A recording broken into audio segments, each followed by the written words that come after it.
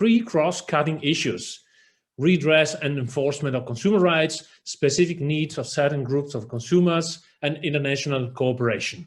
I would like to focus specifically on green transition as a key driver and on the first cross-cutting issue, redress and enforcement of consumer rights. So, focusing on the green transition, let's have a look on how to have an holistic approach which complements other EU initiatives. In this regard, the European Commission recalls the European Green Deal, the Circular Economy Action Plan, the Communication on Shaping Europe's Digital Future, and at the global level, the United Nations 2030 Agenda for Sustainable Development and the UN Convention on the Rights of Persons with Disabilities. Regarding green transition as a first key priority area, the Commission recalls the Farm to Fork strategy and biodiversity strategy, the Zero Pollution Action Plan, a chemical strategy for sustainability, renewed sustainable finance initiative, and renovation wave. As specifically regarding the new Circular Economy Action Plan, the aim is to fight early obsolescence and to promote durability, recyclability, repairability, and accessibility of products, and to support action by businesses. As we all know, these are all two sides of the same coin. So, the EU agenda focuses mainly on information and stresses that consumers need a better and more reliable information on sustainability aspects of goods and services, ensuring access to information, giving consumers an effective right to repair. And here we will have a closer look at the Sale of Goods Directive, which promotes repair, and perhaps it's already outdated. And then promote the so-called servitization and support repair, enhance eco-label, digital passport, and tackle greenwashing, and aims at enhancing the use of comparing tools regarding energy consumption. But this focus on information perhaps may not be enough. Indeed, empowerment through information is not enough, because 80% of products' environmental impact is already determined at the design stage. So in the EU agenda, there is no comprehensive set of requirements to ensure that all products placed on the EU market become increasingly sustainable. And we have the goal to ensure that only sustainable goods enter the market. So in order to create a green by design and green by default product. So how to achieve this goal? So we need a shift to a real holistic view from production to purchase to consumer rights enforcement. And therefore, we would like to really focus on three key aspects, which will, of course, for sure be addressed more authoritatively by the next speakers. So production, we need to promote a longer product's lifespan. For instance, by revising and extending the Eco-Design Directive, by enhancing durability, promoting repairability, and avoiding premature obsolescence. The second key aspect is consumption. We need to improve consumer rights, and perhaps the new Sale of Goods Directive, which shall be implemented into all member states by the 1st of July 2021, is already outdated. We need to enhance consumer consciousness regarding green choices and nudging. And then the third key aspect is enforcement. Here we need to improve proportionality and effectivity of remedies. As regards production, promoting a longer product's lifespan, and by enhancing durability, promoting repair, and avoiding premature obsolescence is of key importance. In this regard, the Eco-Design Directive may have the highest potential for promoting sustainability issues. Indeed, according to Article 2 of the Eco-Design Directive, energy-related product is defined as a good that has an impact on energy consumption during use. From the viewpoint of supporting the transformation to a circular economy, the Eco-Design Directive should be enlarged to make it fit for purpose and make it applicable to the broadest possible range of products. Focusing on the access to the goods by consumers, we may look at pre-contractual information. Indeed, the lack of reliable information on sustainability along value chains related to many products placed on the market de facto reduces the ability of economic operators in the value chain to offer more sustainable products, and for consumers and procurers to choose products with the lowest environmental footprint. In this regard, we may focus on Articles 5 and 6 of the Consumer Rights Directive regarding information requirements for distance and off-premises contracts, which states that before the consumer is bound by a contract or any corresponding offer, the trader shall provide the consumer with the following information in a clear and comprehensive manner. And first of all, it focuses on the main characteristics of goods and services. And here the proposal would be to explicitly include the environmental footprint, environmental characteristics, into the main characteristics of the goods and services. Of course, we face a permanent risk, that is that of information overload. But in this regard, against information overload, at least for distance contracts concluded by electronic means, Article 8 Consumer Rights Directive could deliver a useful tool. Indeed, while it states that directly before the consumer places his order, the business, a trader, shall make the consumer aware in a clear and prominent manner about the essentialia negozii, so the information provided in points A, E, O, and P of Article 7. Here, if we include the green characteristics as a mandatory information to be delivered according to Article 6.1a, for instance, also through an icon, this could help against information overload.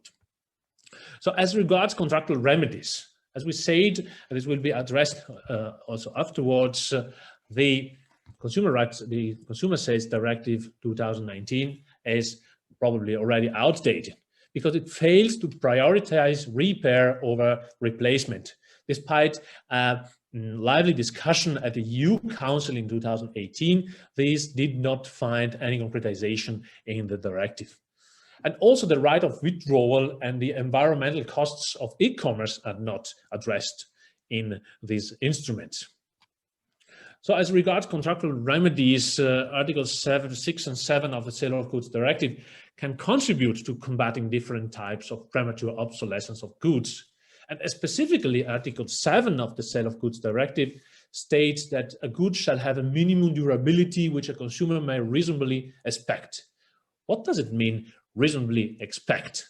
So we need to adapt to different product categories, and the elements of the assessment are, of course, price of goods, intensity or frequency of the normal use.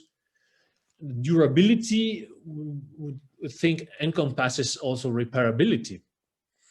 But nowadays, of course, we are facing increasing problem of technical obsolescence because the IoT increases the number of goods subject to this risk, and because electronics have a significant impact on sustainable development. And right in the Sale of Goods Directive, there is probably a very dangerous Trojan horse, which in my opinion is contained in Article 7, paragraph 4 of the Sale of Goods Directive, which states that the seller shall not be liable for any lack of conformity resulting solely from the lack of a relevant update if the consumer fails to install it with a reasonable time. And the seller informed the consumer about the availability of the update and the consequences of the failure of the consumer to install it. So coming to the enforcement, we need a significant shift which enhances the synergy between consumer contract law and unfair commercial practices law. This trade union is, of course, already contained in Article 6 of the Unfair Commercial Practices Directive, which qualifies as misleading commercial practice the practice throughout the business tries to deceive the consumer regarding his or her consumer rights deriving from the Sale of Goods Directive. And so we can focus on Article 5, 6, and 7 of the Unfair Commercial Practices Directive. And specifically, we could think that in Article 6, paragraph 2, letter B of the Unfair Commercial Practices Directive, according to that, the misleading use of a label or the non-compliance with a code of conduct could be qualified as an unfair practice. But in order to be more propositive and provocative, shall we insert a new blacklist provision in Annex 1 of the unfair commercial practice, for instance, an aggressive commercial practice regarding, I think the subject planned obsolescence or obsolescence? Shall we revise the Unfair Commercial Practices Directive and the Consumer Rights Directive guidance? Coming to sanction and penalties, we know that Article 13 of Unfair Commercial Practices Directive states that member states shall lay down penalties for infringement which must be effective, proportionate and dissuasive. In my opinion, the implementation of this provision has been a failure of the national level, because we face a fragmentation of national solutions in way of implementation, and this impairs consistency and effectiveness of European contract law. So proportionality of penalties is essential in order to achieve effectiveness and dissuasiveness. So improving proportionality and consistency of the rules on unfair commercial practices by introducing proportionality of penalties, for instance, creating a link to the annual turnover of the trader being fined for unfair commercial practice, would avoid over and under sanctioning. So very briefly, this has been already done in 2015 in France by introducing proportionality of sanctions. Unfortunately, the year after, it has been cancelled, this provision regarding the proportionality of sanctions. But also in Italy, we are thinking about introducing proportionality according to the annual turnover of the last 3 years. And it has to be welcomed, the solution contained in the Modernization Directive, which introduces such a calculation criteria. But unfortunately, this solution remains limited to widespread cross-border infringement. So in my opinion, we need more effective sanctions for infringement that have no cross-border character. So here the proposal is, shall we extend the scope of application of this solution contained in Modernization Directive to all infringements against the Unfair Commercial Practices Directive? If yes, if we do so, possible outcomes would be more effectiveness of private consumer law and encouraging fair trading behavior throughout the pressure generated by prospective penalties. So wrapping up, addressing consumers' access to information by the consumer, by the EU agenda on environmental characteristics of products is not enough. We need to address the very roots of the problem in a holistic perspective, adopting specific measures to tackle premature obsolescence and to regulate the production stage. So first of all, looking at production stage, revising and extending Eco-Design Directive, looking at the consumption stage, improving pre-contractual information and contractual remedies, and looking at the enforcement stage, improving effectivity and proportionality of remedies. I would like to conclude with a provocation which comes from an exchange of opinion with my brilliant friend, Christian Twigg-Flesner, who proposed me a title for a presentation a couple of months ago. And the title was Sustainable Consumption, a Contradiction in Terms. So maybe with this provocation, I would like to give back the floor. Thank you very much for your attention and looking forward to the discussion and further presentation. Thank you very much indeed, Alberto. Yes, I remember that provocation. I'm still waiting for your answer, so I'm looking forward to what you might come up with. Next, we have Evelyne Terryn, who is going to speak about sustainability and consumer law. And for this one, I will share the screen, and Evelyne will, in true UK press conference fashion, say next slide, please, whenever I'm meant to move on. So I'll share my screen now, and Evelyne can start her presentation. Thank you. Thanks, Christian, and thanks to the organizers as well for having me, and really enjoyed it so far, and looking forward to today as well.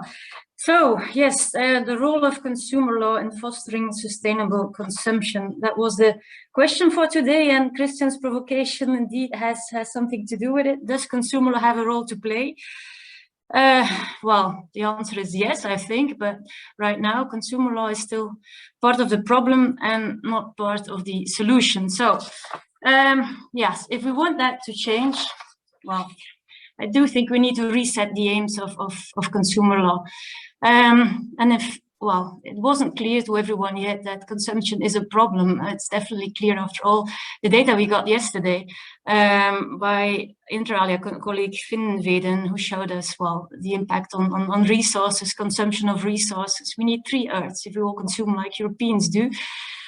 And so definitely consumption, well, sustainable consumption should be part of the solution, but we also see like it's one of the SDGs and a crucial one in many aspects, because it also links to many other SDGs like combating poverty and access to water, etc. But we also already see, if you look at SDG 12, that, well, consumption is only part of the problem, and there's also production, and so it's, if there would only be sustainable products, we wouldn't be having this discussion today. So it's only part of the problem. Well, consumption, at the same time, there's a lot we can do. That's also something that was demonstrated by colleague Vieira yesterday. I think we need to adapt consumer law, but knowing very well at the same time that it's probably not the most efficient instrument. We need carbon tax as well, etc. But that's a different discussion. We need a holistic approach. But right now, consumer law is still definitely part of the problem and not of the solution. And to make it part of the solution, I think we have to reset the aims of consumer law. And there's been a lot of discussion on, well, especially in the early days, on what consumer law is about and who consumer law is protecting, and whether it is about protecting the weaker party or whether it is about self-determination, private autonomy, economic rights of the consumers in the market. In any event, if you look at those early days, and then very often Kennedy's special message to the Congress is referred to as the origin of consumer law. That's this debatable, but in any event, it does give us an idea of how consumer law was being thought of back then, and the rights that were proclaimed then of consumers were about the right to safety, the right to be informed, the right to choose. So there you have your self-determination, the right to be heard.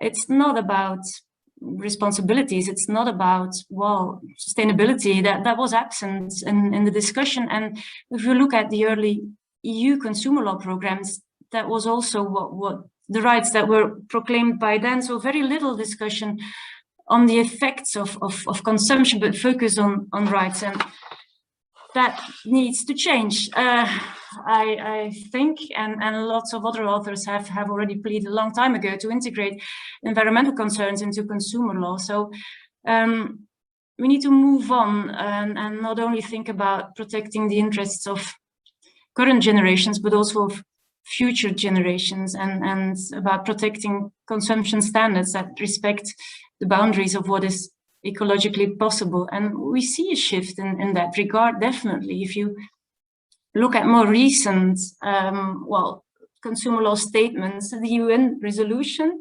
it's more about protection. It's not so much formulated in a rights way, but we also see the explicit reference to the promotion of sustainable consumption patterns. And we also see that evolution at EU level. On the next slide. Yeah, and Alberto has just been talking about the new consumer agenda, and that's well, fantastic that the green transition is now on the agenda as a key priority.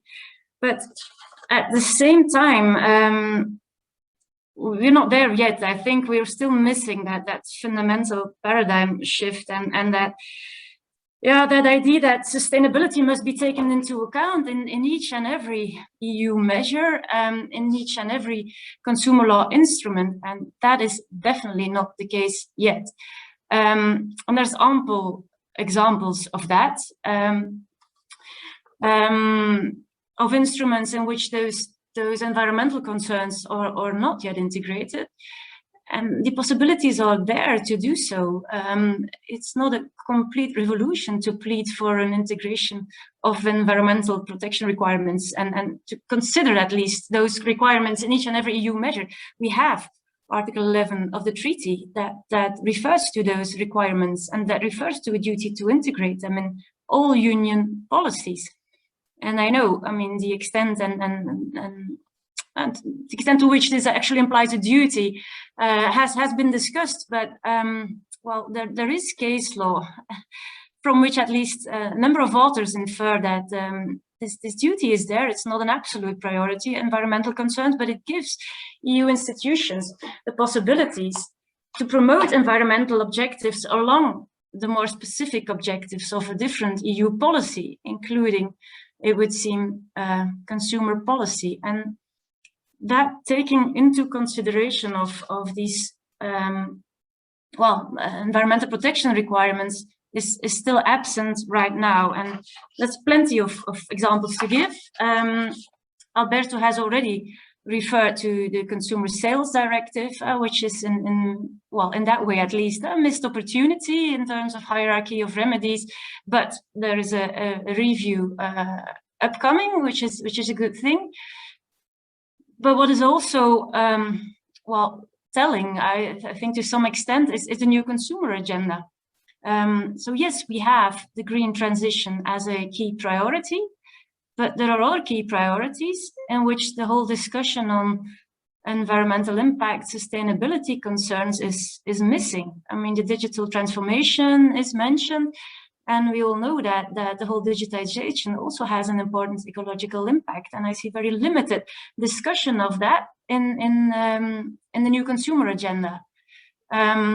It's also mentioned that e-commerce is on the rise. We all know that, and the share of online shopping has almost doubled over the last decade, but it also comes with an ecological impact. E-commerce is not necessarily less sustainable than buying in a brick and mortar shop, but there are some aspects of e-commerce that definitely have an ecological impact that could be reduced.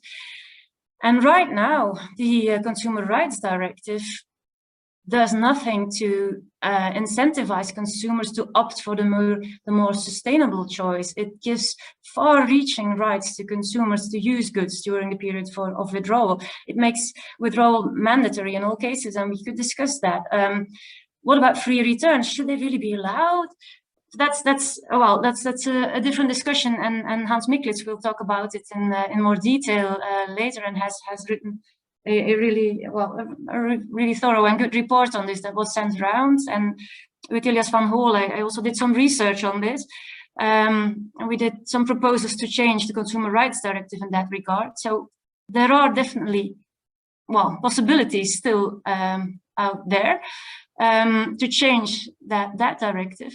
But even under the current directive, more could be done. And just to give you one example to illustrate that, notwithstanding Article 11 of the treaty, this balancing, fine, is not happening yet. Just to give you this recent case of Sleeuw, was about, it's a German case about distance selling, and a consumer who bought a mattress and wanted to test it. So tested it and then wanted to remove the protective film and then wanted to return it. The trader wanted to refuse the right of withdrawal because there is an exception in the directive for goods that are sealed and have been unsealed and then can't be returned due to hygienic reasons. So the question is referred to the court, and the question was, does this come within the exception or not? And then the court engages in this balancing exercise and refers to the recitals where it is said that the whole directive is about the balance between competitiveness of companies and then consumer interests. And then the balancing exercise starts, and yes, there are disadvantages for the trader, but there is a second-hand market for mattresses. Deep cleaning is possible. Well, if you go to a hotel, says the court, you also sleep on a mattress that other people have been using. So those mattresses, they can still be sold after the consumer has removed this protective film. And so there goes our balance in favor of the consumer, and there is a right of withdrawal. Well, I think this is something you could question. Is that really the right balance? What about environmental concerns? What about what Article 191 says about the rational use of resources? Do we really think it's more important that a consumer can use a mattress without that protective film and then degrade the mattress, make it secondhand, and we know that the value then decreases. We know that in case goods are returned, up to 4% of those goods are eventually destroyed, because it can be economically more viable just to destroy the goods than to try to resell them again. I'm not saying this is happening with mattresses, but in general, in e-commerce, that's what happens. So, in my opinion, the balance here should have tipped in the other side if really Article 11 would have been taken seriously. And in the end, well, the consumer wouldn't even lose that much. He could still test it with the protective mattress. And even there, I mean, in general, we might need to reconsider what consumers can do during this period of withdrawal. Do they really have to be allowed to do more than in a brick and a mortar shop to make goods, second-hand goods, if there are other ways of testing them? So this is just one example that illustrates, and well, in my opinion, that there's still a lot of work to be done. And so I come to my conclusion. If we really want consumer law to be part of the solution and not of the problem, we do need to integrate those sustainability concerns in each and every, well, EU instrument, EU decision. Article 11, well, should be taken seriously. And even there, we won't get there just by doing this, but at least it seems necessary just to make consumer law part of the solution and no longer part of the problem. And ideally, of course, those sustainability interests are not only taken into account for new or for old consumer, or to revise old consumer law instruments, but they should be taken into account in each and every business decision and, well, consumer decision. So that's where I end my speech. Thank you. Thank you very much indeed, Evelyne. That's brilliant. And finally, in our session, we have Marija Bartl. Are you going to share your screen? You're on mute at the moment. Yes, I will do that. Thank you. Over to you. Perfect. Just give me a second. I need to put it on slideshow. So, does it? Yeah, I think it should work. So my apologies. I'm perhaps one of the very few people who were not able to use the format we have gotten from the organizers. Yeah, me and I guess the IKEA representative. So, but it is as it is. I'm technologically somewhat perhaps not that skilled. So I would like to discuss today, or in a way, what I will present today is a bit of background story to the two stories that we have heard so far. And so when I was preparing the presentation, I got inspired by an article that I just read in preparation for a class by Thomas Wilhelmsson, who basically argues, still already in 1999, that there is a huge divergence between goals, short-term goals in consumer policy and environmental policy, even though many people would like or argue otherwise. And I would agree with that, and I would say that in the past 20 years, this gap has grown, and the reason why we see this gap grow, and this is something then that I would like to argue in the next 13 minutes, is a gradual narrowing down of what we understand consumers to be and consumer interests to be. Something that I will call the privatization of consumer protection, the privatization of consumer law, rather. And then I would also like to propose how we should start thinking about consumer law and consumer protection in the future, and namely that has to be a part of a new collective imaginary, insofar sustainable consumption is both collective problem and it requires collective solutions. So how did we get here? So I think that behind this transformation of consumer law, which has thinned the consumer to its extreme, stands a process that I call the great privatization. So we have seen a broad epistemic shift in how we conceptualize politics, government, what is economy, and equally as the conception of law in the past 40 years. And this transformation has been driven by a belief that it is private actors rather than collective institutions of any kind that are better suited to deliver progress, better future innovation, whatever you like.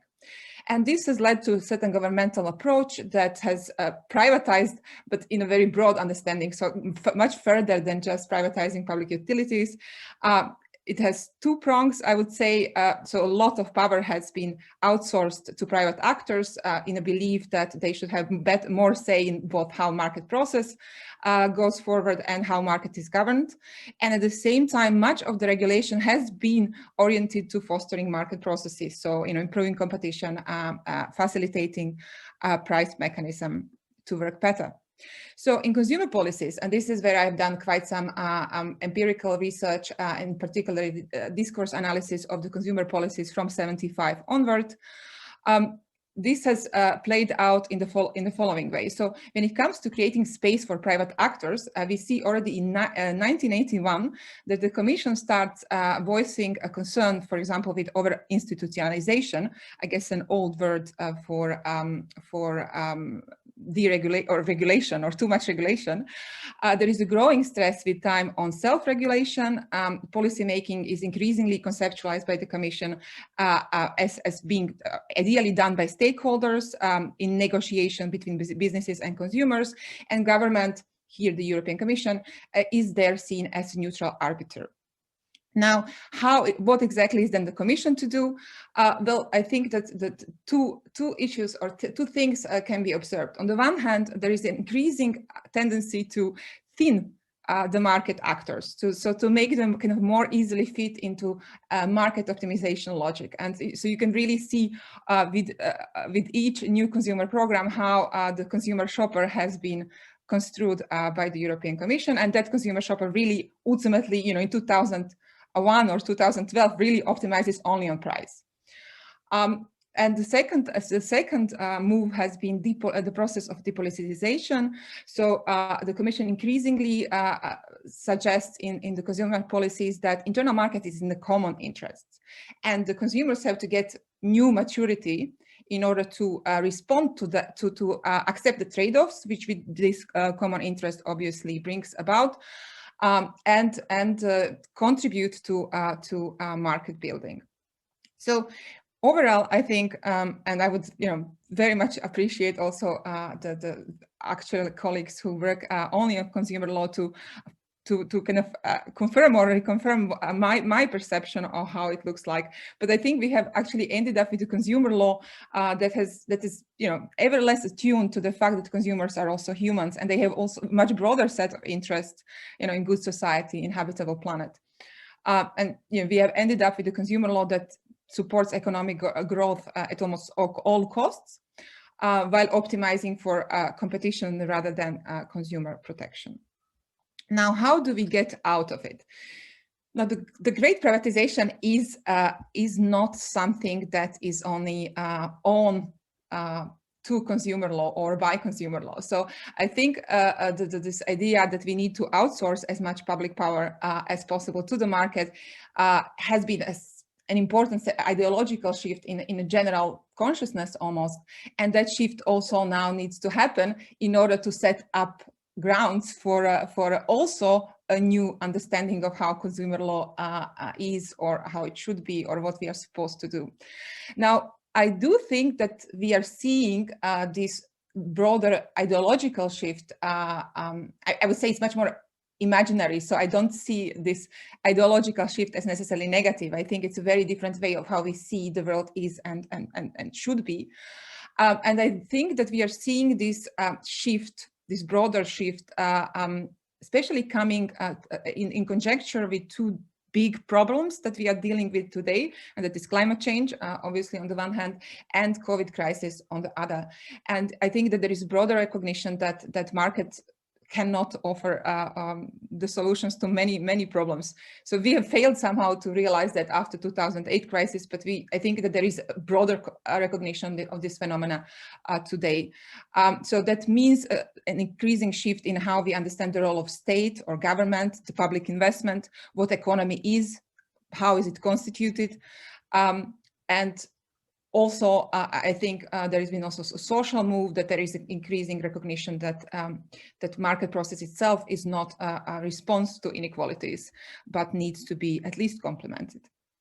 Now, what then do I think this new collective imaginary in consumer law should look like? So I think that I would say that there are two moves. So the first move is the republicization or re-democratization of steering or directionality, as yesterday's speaker beautifully put.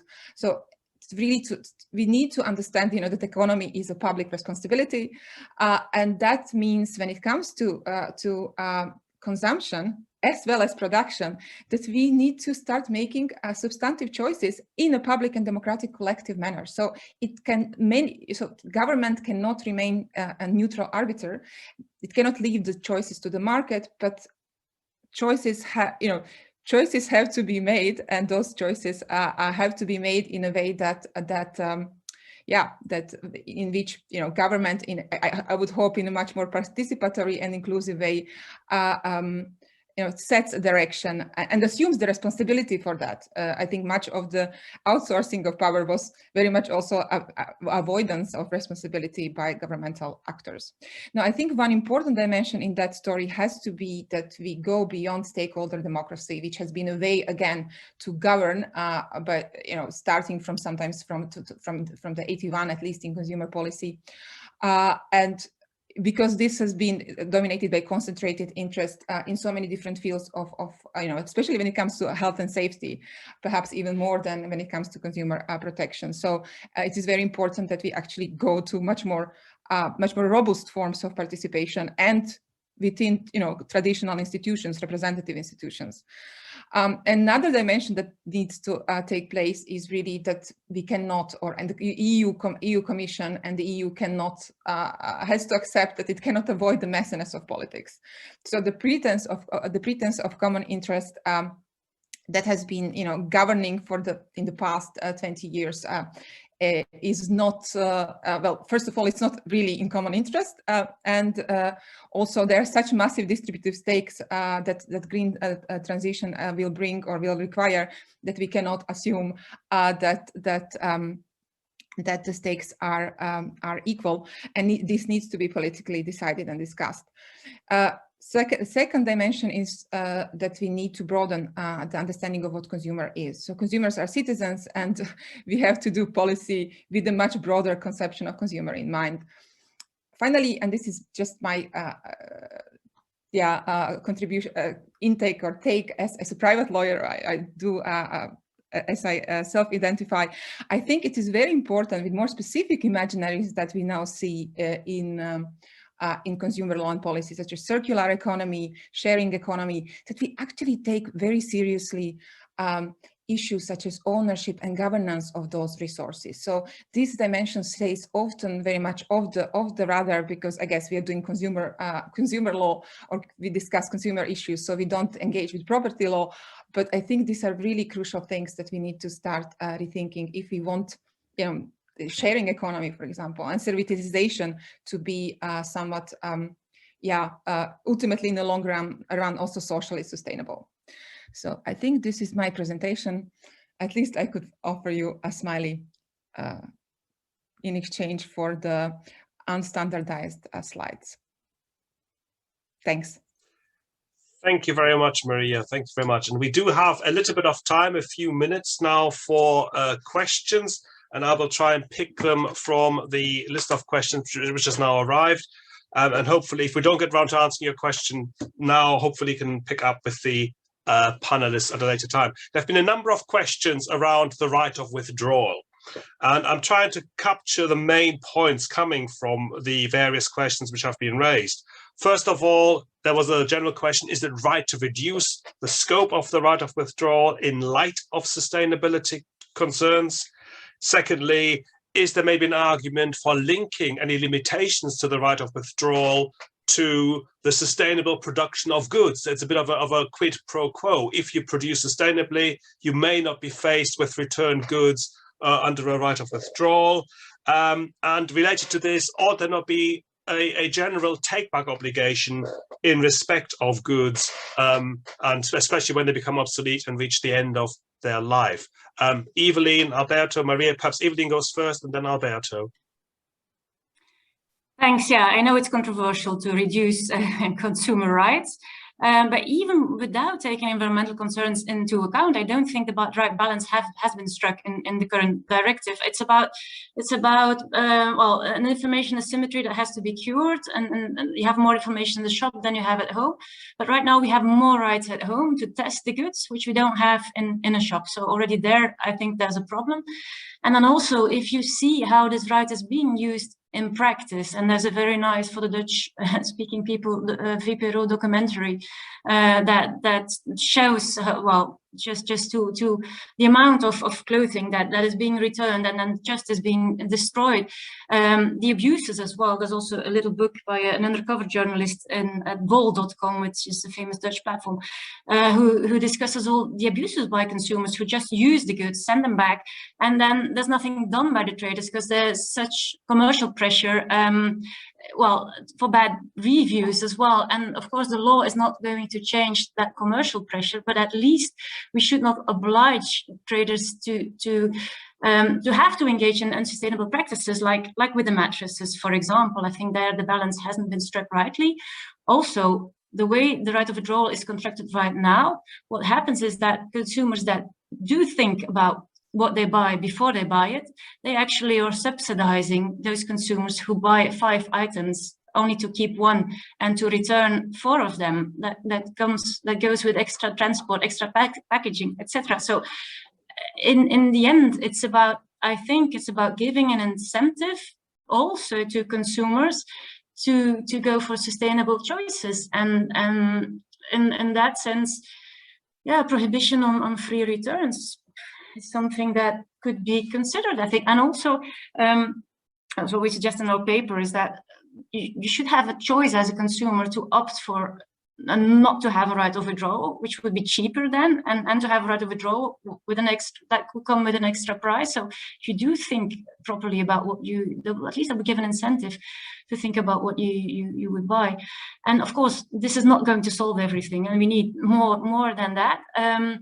About the second-hand goods, yes, there are some initiatives in Germany and in France to just prohibit the destruction of new goods.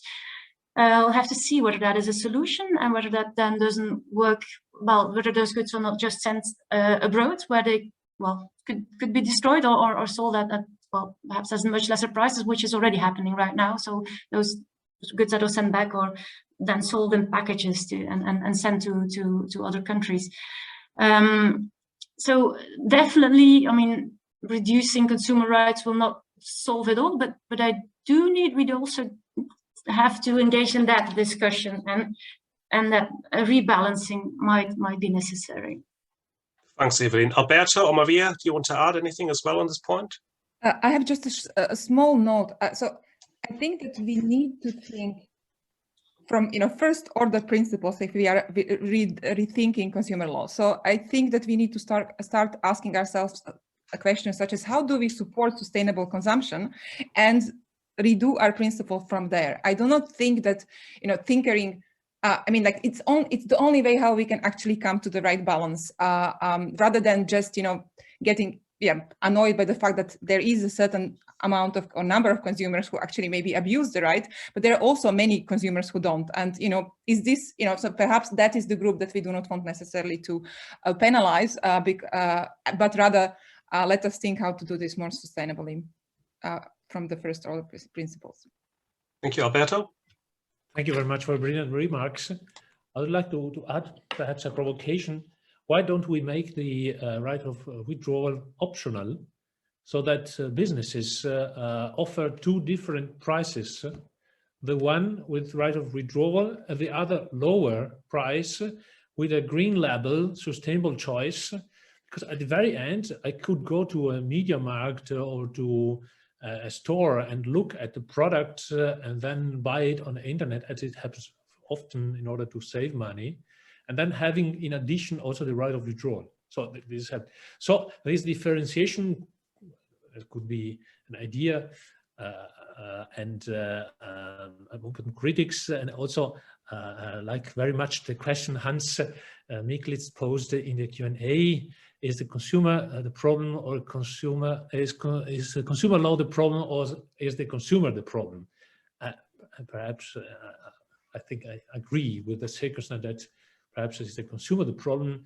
And so another provocation: should we go away from the concept of consumer and shift to that of user? Because already the concept of consumer entails something which destroys resources, while also Evelyne made some brilliant research about civilization and the shift from ownership to service and so on. And perhaps the concept of user would fit more also with that scheme. Thank you, Alberto, and thank you for picking up the question that Hans Micklitz has posed. And I just want to add a slightly different dimension to the same issue, the nature of the consumer. And Annelies Sibony asked the very first question. This came in response to Alberto, but I think it applies to everyone to some extent. There's the need to raise consumer awareness of green products and the need for nudging. And I think when I was listening to the presentations, one big question I have is, yes, we can change laws. And I think picking up on Hans Micklitz's point and Annelies Sibony's point, what about the behavior of consumers? How can we influence them to actually act more responsibly, more sustainably? Anybody like to? Well, yeah, I don't think we'll get there with information and even nudging and having the green option as the default option, and it could all help, but it won't be sufficient. And if we look at what still steers consumer decisions, well, there's many times a difference in actual behavior and desirable behavior. So it's very often still price and convenience. So the most efficient thing would probably be a carbon tax, and then it would be simple to choose the most sustainable option. Marija? So I think that again, the public, so it is public responsibility to create a space in which we, as a biased, as if you like, individuals can operate sustainably. So yesterday's speaker, I think in the first panel, said that we may have to make sustainable consumption both easy and affordable, and these are the two core things. So we need to make choices. What kind of products we want to see in the market, and then it should not be left to. I mean. In 2006, Commission produced this communication on ethical consumption, and it was a dead end, because this is, you have to, it is, individual consumers, because of all kinds of reasons, are not the avenue. Make it easy for them, create a space in which individual consumers can be sustainable. And it will happen. We cannot outsource the responsibility either to businesses only or to the consumers. It has to be public decision of how we are going to go about those things. And I think that, that's all I want to say. Thank you. Alberto, the final word goes to you. Oh, thank you very much. I would like to pick up the very good question by Annelies Sibony and say that perhaps by inserting expressly among the information to be given by the profession, by the trader, about main characteristics of goods and services, specific mention about the environmental footprint would be useful. But then regarding nudging, we are currently continuously nudged, but we are nudged towards enhancing consumption and creating dependence. And I think the mandatory right of withdrawal is also a legislative measure which from the legislator is nudging by the legislator towards enhanced consumption. And therefore I asked whether we should implement, first of all, impose the disclosure of the nudging techniques like the Consiglio di Stato in 2019 in Italy made. And if we should go towards a new kind of nudging in the opposite direction, towards green nudging. And of course, there are practical and ethical implications and so on. But so it is already applied, this nudging, but in the wrong direction. And we should invert the trend, I think. Thank you very much, Alberto. I think we could discuss these issues for much longer, but I'm afraid we are over time already, so I must call proceedings to a halt immediately. Thank you very much to all three of our speakers, Alberto de Franceschi, Evelyne, Terryn, Marija, Bartl. I really enjoyed listening to your presentations. I hope the audience did too. And our next panel will start at 10:20. See you all then. There's a short comfort break now. 10:20 for the second panel. Goodbye. Thank you very much. Bye. Hi. Hello. Hello, everyone. I think it's pretty much time to start. Welcome everyone to the panel 5.2, in which we will continue to address the question whether EU consumer law could advance towards sustainability and how this could be achieved. My name is Joasia Luzak. I'm an associate professor at the University of Exeter, and I have a pleasure of moderating this panel. I'll start with a reminder for you to use our Q&A to ask questions to the panelists. We have wonderful speakers in the session who undoubtedly could talk for hours on this topic, but they will only have 14 minutes each. Thus, without further ado, I would like to introduce our first speaker, Professor Hans-Wolfgang Micklitz, currently a professor for economic law at the Robert Schuman Center of Advanced Studies at EUI, as well as Academy of Finland Distinguished Professor at the University of Helsinki. Throughout the years, he has anticipated and critically analyzed all developments in European consumer protection, with his books and papers shaping this research field, and therefore we are honored that he contributes his insight during this conference on the relationship between consumer protection and sustainability as well. I will share the slides now, and I think so. And please, the floor is yours. Yes, let's move directly to the second one. Thank you, Joasia. Thank you the organizers for inviting me. I think what I'm presenting here fits very well to what we just discussed, because the topic is exactly as Christian Twigg-Flesner put it, or Evelyne put it, and others put it. So whether what is sustainable consumption? Is it a contradiction, an oxymoron? Is consumer law the problem, or as I put it, is consumer the problem? And please recall there was a wonderful conference in Amsterdam organized by Marco Loos on virtues and consumer law, which was also, I think, triggering the debate. So the background of the presentation is the EU directive on online on the promotion of online sales. And I deliberately call it promotion because what the EU did already from the 1990s on, the first distance selling directive dates back to 1907, was to promote online sales to the detriment of offline sales. And the societal effects can be observed easily when we look at our cities. So what I'm presenting here is a question that we were discussing in the advisory board for consumer affairs to the German Ministry of Justice and Consumer Protection. And the question is a very simple one. It's related to Article 14.2 and whether the rule on who bears the cost is dysfunctional and whether it creates a tension. And I think the previous debate has that made pretty clear. So let us please move directly to the second slide, and let me give you some figures on the consequences. So here are return rates in Germany. So as you can see, 280 million packages, 487 million items, and you see the return rate is quite high. We focused in particular on those products that rank on top when it comes to return.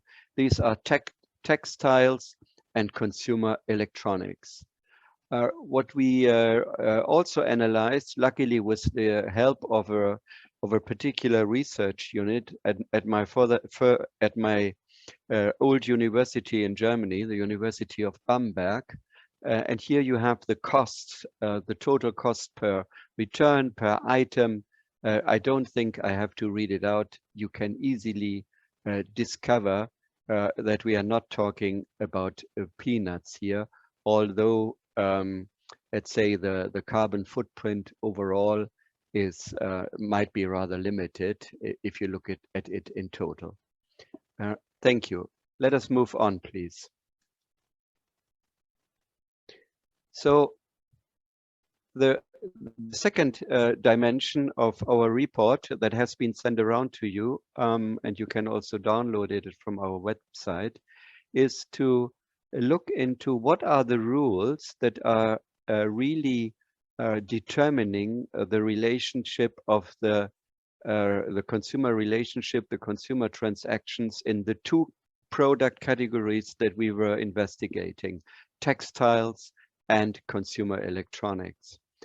And it's easy to see that the directive and the Article 14 is just focusing on consumer contract, on information requirements and withdrawal rights. But if we look into the global value chains, what we need to do is we have to look from cradle to grave, or if you prefer in circles, we have to see where does the raw material come from? Where's the production located? How much, what about transport that is ending up in the Suez Channel, as we just saw? What about the distribution channels in the EU, after sales management, the recycling, and in the end, the waste disposal? So for each stage, we only looked into, again, into the area of textiles and consumer electronics. And what we find is a wild mixture of binding national law, of European and international law, and tons of private regulation. You can find all this in the lengthy report. I will not go into detail. There are two simple lessons to learn. The further away the rules are from the consumer sales transaction, the weaker the rules are. And also, if you look at it internationally, do not forget that under the logic of the WTO and how international trade is organized around the world, it is hard for a nation state and also for the EU to impose rules on sustainable consumption without coming into conflict with even the WTO agreement. So each step, and that is also the second major finding, and the word has been already introduced by Alberto, we have here the opposite of a holistic perspective. We have the phenomenon that each step in the global value chain is governed by a separate set of rules, and they are in no way interconnected. Let me come to the possible solutions. I think we have enough. Josha, maybe you could move forward to the next slide, to the last one. Thank you. So I think we all agree that something has to change. That was pretty clear yesterday, and it's clear today. As I put it in my question, we should not forget, and I could only encourage everybody who has not yet done it, to read the wonderful book of Frank Trentman on the Empire of Things, because when we speak about consumer law, we should not forget that we speak about us. And I think there's a lot what we can improve in our own behavior. Nevertheless, as I wrote and as I stated, a holistic perspective is needed, and there's a shared responsibility needed, which does not look only into what the state can do, what the EU can do, what business can do, but there's also something what consumers can do. As Evelyne in particular stressed, and we discussed it at low profile a couple of years now, is what are the responsibilities that the consumers have, or that we have in all these business, in particular in our choice rhetoric, but also when it comes to all the psychological research on behavior that is so much dominating the discourse. So in all these wonderful rhetoric that the EU now uses on greening consumer law, and that we certainly all support, we should not just remedy a little bit here and there. And I think that he has equally become clear. We have to rethink consumer law from scratch. We have to rethink it in terms of what Marija Bartl calls the new collective imaginary, which requires a different shaping of responsibilities. So in the very narrow field that we were discussing in our little study, we also mentioned an aspect that also Evelyne introduced already. Shall we impose the return costs of the consumer, or Alberto put it, think in a new default rules and in a new default mechanism. Let me just add that in reaction to the study which was published in December, we and I got a couple of emails and reactions and by consumers, and the argument was, or what they brought forward, what about what is an advisory board of consumer affairs all about if the board proposes to abolish consumer rights? So here you see the problem. Nevertheless, that's one aspect. The other, much more demanding aspect, is integrating the consumer perspective in the ongoing regulation of global value chains, which is by and large missing. If you look into the existing pieces of legislation that, or the current ones that will be probably proposed in Germany and elsewhere, we will see how the EU regulation looks like. We can also think about how to involve producers and to share or to impose the costs for recycling on the producers, so as to incentivize a different way of production. There's also the possibility, and widely discussed, whether the raw material should be taxed. So there are many solutions on the table. And in particular, if we do not look into law, but if we look into the huge debate on sustainable consumption, which is disconnected. Thank you very much. Thank you for this lovely and thought-provoking presentation, and definitely staying within the allotted time.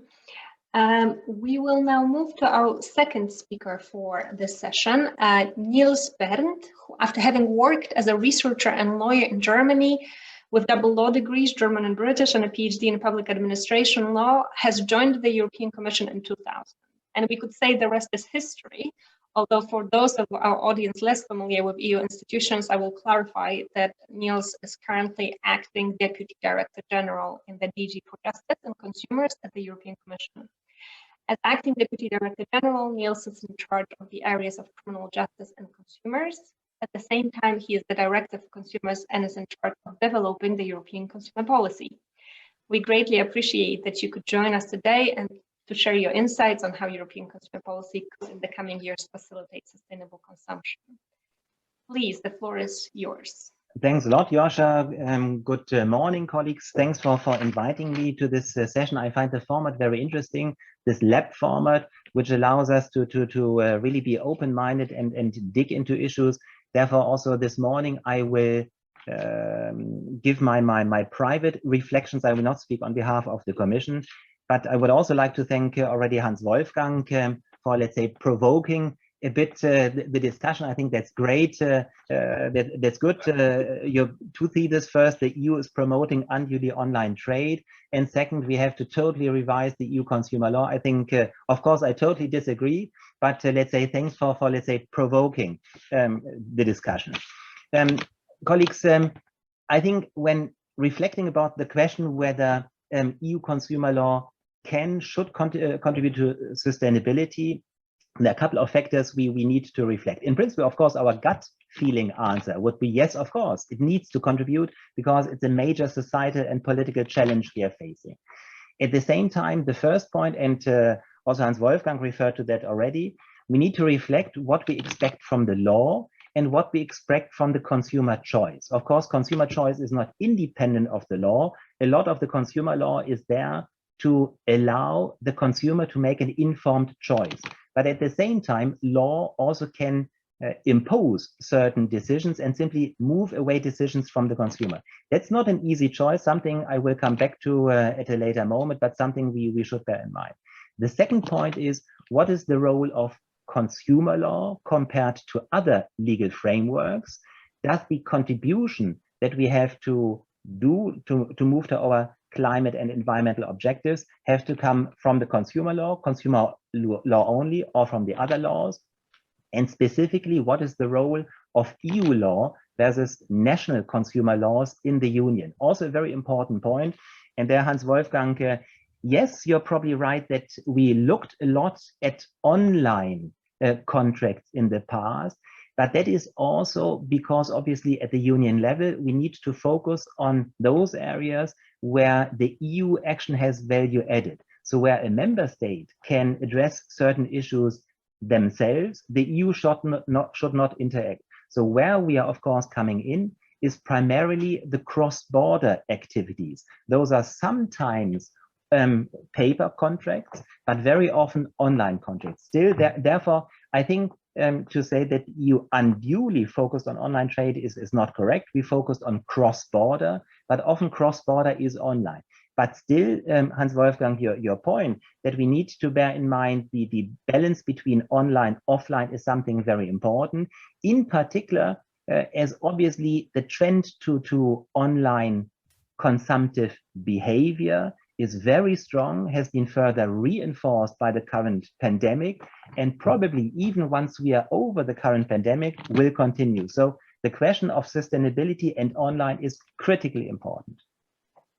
When we're looking into the situation, how the EU consumer law at the moment addresses sustainability, then you don't find a lot. The Consumer Rights Directive that Hans-Wolfgang also referred to does not contain a single reference to environment or sustainability. Even if you look into Article 5 on key information that the consumer should obtain, you find reference to the main characteristics of the good or the service, identity of the trader, price, but no obligatory information about the environmental performance. Of course, lots of elements of the Consumer Rights Directive have an impact, like the Article 14 that Hans-Wolfgang mentioned, but explicitly the Consumer Rights Directive does not look into sustainability at the moment. Similar for the Unfair Commercial Practices Directive, which shall protect the transactional decisions of the consumer, so to make sure that the consumer is not exposed to unfair practices and takes his decision in an independent and empowered way. No explicit reference to environment or sustainability, but of course, it's a principle-based directive whose principles, of course, are relevant for enforcing environmental interest.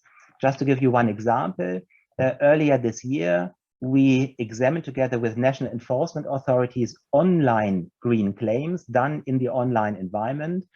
And after a broader screening, the Commission and the authorities examined 344 seemingly dubious claims in more detail and found that more than half of the cases, the trader did not provide sufficient information for consumers to judge the claim's accuracy. Plus, there were lots of other problems, very general statements. In 59% of the cases, the trader had not provided easily accessible evidence to support the claims, etc. It's already a bit different when you look at the Sale of Goods Directive, recently revised. And there you find in the recitals of the directive, so not in the operative part, but in the recitals, interesting references. Recital 32 says that ensuring longer durability of goods is important for achieving more sustainable consumption patterns and a circular economy. For those purposes, product-specific union legislation is the most appropriate means of introducing durability and other product-related requirements in relation to specific types or groups of products, using for this purpose adapted criteria. And regarding the right to repair, the recitals state that enabling consumers to require repair should encourage sustainable consumption and could contribute to greater durability of products. So at the moment, the consumer law is relevant, but does not in a lot of detail look into the question of sustainability. Does that mean, as Hans-Wolfgang mentioned, that we have to totally revise the consumer law, which at the moment focuses indeed at the interaction of the consumer and the trader, mostly the seller, and protects the consumer in this interaction with the seller? Or let's say, what is the best way forward? I think this is not an easy answer, and I'm very interested also to hear your feedback. I just want to give you some reflections that we are doing at the moment in the Commission, but again, talking about my own observations. So one area we clearly need to improve is the information to consumers. If the consumers see the price of a product, but then on the environmental aspects of the products or the services they want to buy, they don't have, let's say, easy, understandable, clear information, then it will remain mostly the price that is predetermining the choice of the consumer. So we need better information. Of course, it would be ideal to have, let's say, something like the price, give some kind of environmental tag for the products or the services. Something very similar, which is as understandable as the price.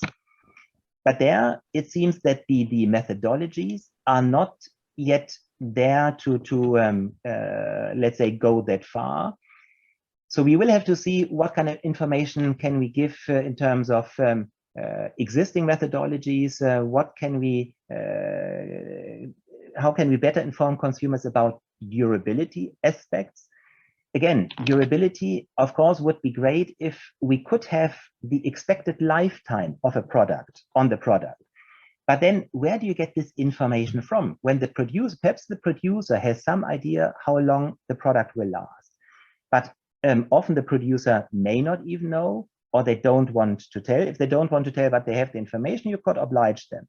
But often even the producer will not know how long the product will last. So at the moment, we don't have an easy access to information about the expected lifetime. So we will have to see whether we find other proxies. For example, sometimes producers are offering commercial guarantees that give already an indication that the producer has reflected how long the product could last. Similar about the reparability, hugely important. Ideally, we would have some kind of traffic light indication on the reparability of products. There are some efforts to go in this direction in France, for example, also in the Commission, the JRC, Joint Research Center, is working on this. But again, at the moment, it does not seem possible for the products across the board to give a traffic light indication about how easy it is to repair product, to have access to repair services, to have access to repair information, etc. So that's why in the Commission at the moment, apart from colleagues in the consumer area, also colleagues in the environmental area are seeing how to further improve information to consumers about green aspects of products. We have some solid methodologies, the product environmental footprint methodology in particular, which allows us to assess certain aspects of products. We see how far we can develop this to clarify the information that consumers get about the products. But there are also, let's say, other initiatives. We are reflecting, for example, about a product passport. The product passport is something, it could be a digital set of data about different aspects of the product in the value chain. So not just at the point of the seller, but really throughout the value, the production, the value, the logistical chain, which could be interesting for the consumers, but even for other business partners. But again, on information, let's say, clearly a need to further improve. but it does not seem that there is one easy ideal solution. Fighting unfair practices is clearly very important. As I mentioned, the current laws are a general basis. I think there we need to go further. We have a couple of practices like planned obsolescence, premature obsolescence, which clearly need to be addressed more explicitly. So there probably the consumer law, which is really an exclusive body, the Unfair Commercial Practices Directive, is something which offers a good opportunity, which has to be taken forward, has to be more specific, and has to be explicit in regard of improving sustainability. For the question of durability and reparability, it's again, let's say, clearly an area we have to move on, but an area where it's not so obvious that the consumer law is the predominant or the only element that needs to contribute. At the moment, we have under the Sale of Goods Directive a right to repair. I mentioned the recital under the Sale of Goods Directive on the repair. So the vision of the Sale of Goods Directive is a bit by giving the consumer the choice to either ask for repair during the guarantee period if something goes wrong, or ask for replacement. The consumers could move into broader sustainability. But as consumers have the choice between repair and replacement, most consumers go for the replacement, not for the repair. So should we go one step further and take away the choice from the consumer and say that in principle, the product has to be repaired unless the repair is too costly, impossible, etc. So should we further revise the Sale of Goods Directive, limit the choice of the consumer, and impose an obligation for repair in terms of sustainability requirements? That would be good, but it would limit consumer choice. Similar for the questions of a repair outside the guarantee, so beyond the guarantee period. Should we foresee a right to repair outside the guarantee period? Then probably it would not go against the seller, so it would leave the consumer-seller relationship, would probably then go against the manufacturer, would have to be against pay because then it's outside the guarantee period, and probably could be broader than issues of non-compliance. So it could be very far-reaching. The point is, again, if the consumer law, if you consider the Sale of Goods Directive as consumer law, would probably in any case have to be accompanied by complementary requirements in product-specific legislation. Why? If you have a product for which you don't have any repair requirements, the producer is not obliged either to make the product repairable, not to provide spare parts, or repair information. And then you as a consumer, you can have the subjective right to ask for repair, but if the manufacturer is not obliged to provide for the spare parts, etc., your subjective right cannot be enforced. So there is a complementarity that we also need to bear in mind between the subjective consumer right and then the objective product requirements that have to be set by other laws.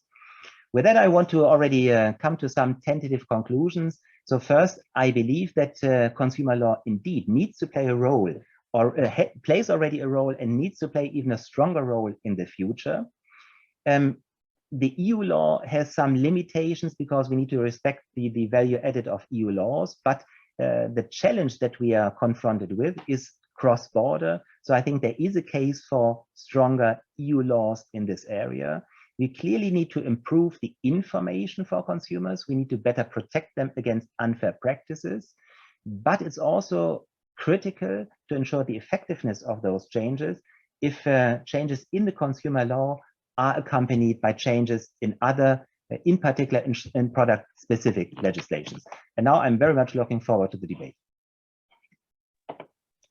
Thank you for your interesting presentation. I'm also already anticipating a lively discussion after these two fascinating and not clearly aligned presentations, I would say. However, we will still have a pleasure to listen to our next speakers, Iakovina Kindylidl and Tiago Sérgio Cabral. Iakovina is an international advisor responsible for the practice area of information communication technology in the legal firm Vieira, Almeida and Associados, and is also a PhD student at Nova School of Law. And Tiago is an associate at the same law firm and a PhD student at the University of Minho, also a researcher at this university's research center, Sérgio. Iakovina and Tiago will introduce us to the fascinating topic of AI regulation and AI sustainability, which is suitable as Iakovina works with emerging technologies and Tiago authored a number of articles related to IT law and data protection. We are looking forward to your presentation discussing this topic. Thank you, Josa. I hope you're seeing the presentation and not my notes. Good morning to everyone. First of all, I would like to thank Professor Jorge Moraes Carvalho and everyone from Nova Consumer Lab for this amazing initiative and for giving us the opportunity to present our paper. It's really great being in this panel and listening to these wonderful ideas from Professor Micklitz and Nils Behrndt. Today, we will briefly outline some of the findings of our paper regarding sustainability of AI. So starting with numbers, in 2019, a study carried by MIT researchers found that the training process of a single deep learning natural language processing model can lead to approximately 600,000 pounds of carbon dioxide emissions, which more or less amount to the carbon dioxide emissions produced by 5 cars in their lifetime. These problematic emissions only increase when deep neural networks are deployed on hardware platforms. If we consider the manifold applications of AI and the different models that are currently being developed, the environmental costs are significant. Now, the last years, mostly thinking about what AI can do, the majority of the literature and of the initiatives, either public or private, was focusing on how AI can promote sustainable goals. However, the more we learn about machine learning and deep learning learning techniques, the focus of the discussion is changing to the sustainability of AI itself. Earlier this year, ethicist Emmy van Weinsberg issued an opinion paper, and she defined sustainable AI as a field of research that applies to technology of AI while addressing issues of AI sustainability and/or sustainable development. In this, we will add that sustainability of AI should take into consideration the entire life cycle of the technology and the supply chain, something that has been mentioned by the Commission, as we will see later on. So this concept of van Weinsberg has 2 sub-concepts, AI for sustainability and sustainability of AI itself. To see how, though, this sustainability of AI or sustainable AI fits in the 3 pillars of sustainable development. So for AI to be considered sustainable throughout its life cycle, it should not harm or otherwise impair environment, economy, and society. In other words, the stakeholders involved in the designing, training, validation, verification process, ultimately deployment and use of AI, should ensure that AI itself serves the needs of environment, economy, and society. So for the purposes of today, we are focusing on the sustainability of AI. And to do so, we will see a bit of a mapping of the current legal framework and policy tools and whether they are taking into consideration or promote sustainability of AI. In the previous presentations, I think you already got a hint that that's not the case. But we won't analyze all the initiatives. We will see only some of them, starting from the AI white paper. So the white paper on AI made a small but significant reference on AI, sustainability of AI. It mentioned that it's important to assess the environmental impact of AI throughout its life cycle and supply chain. Of course, it was reproducing something that was mentioned in the high-level expert group on AI for the trustworthy guidelines. We will see it also later, but it was still crucial. It also refers specifically to the importance of taking into consideration resources during the training, meaning that the European legislature is aware of the shortcomings, the environmental shortcomings of AI training. Now, going to the trustworthy AI. So in 2019, the high-level expert group issued its guidelines. And as part of the guidelines, for an AI to be considered trustworthy, it needs to be lawful, ethical, and robust for society. to be able to materialize these objectives, they need to comply with a core set of ethical principles, as well as some requirements, either following technical or non-technical methods. One of those requirements is environmental and societal well-being. And this means that this requirement demands from the entire life cycle and supply chain to ensure and promote the environmental sustainability goals. To determine that, the stakeholders involved should take into consideration the energy consumption during training. That was later repeated in the assessment list for trustworthy AI that was issued last year. And in order to assess the conformity with this assessment, a self-assessment checklist was issued that says, are there any potential negative impacts of the use of AI or the development of AI? What are these? And if they have been identified, have the entities involved established mechanisms to evaluate and mitigate the environmental impact? However, examples of the possible methodology that can be used either to identify the environmental impact of the AI development and use, or measures to mitigate it, have not been included in the report. And if we take into consideration that this is a non-binding, I won't even put it as a soft law instrument, but a non-binding list of guidelines, their application is rather limited.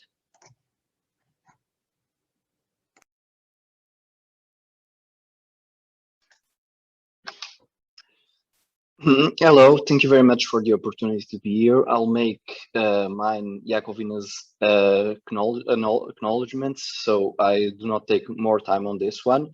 And I'll use, or I'll also make mine Nils' very good presentation on the lack of requirements regarding transparency for sustainability on European consumer law. And of course, if there is no requirement for transparency regarding sustainability on European consumer law, there is no requirement for sustainability regarding transparency for AI in European consumer law. Indeed, there are some references to sustainability in European consumer law, but they are in the recitals. Recitals, as you all know, certainly are only binding if they find any reflection on the effective operative provisions of the directives, which is not entirely clear, including in the most recent legislation. Specifically, well, there is some protection. I mean, it's not like we are entirely not covered, because the Unfair Commercial Practices Directive, specifically in the part where it prohibits misleading practices or misleading information to the consumer, covers some practices relating to AI as greenwashing. For example, you could not say that a specific AI model, which, as we saw before, takes a lot of energy to train, we could not say that it was trained specifically or only on green energy when that did not happen. But that is a very, very narrow obligation, because it's only covered, or it only protects the consumer, or it only protects sustainability in the environment if the trader or the producer or the developer, in this case, takes by itself or decides to give information that's not true. Complete omission, it's not covered.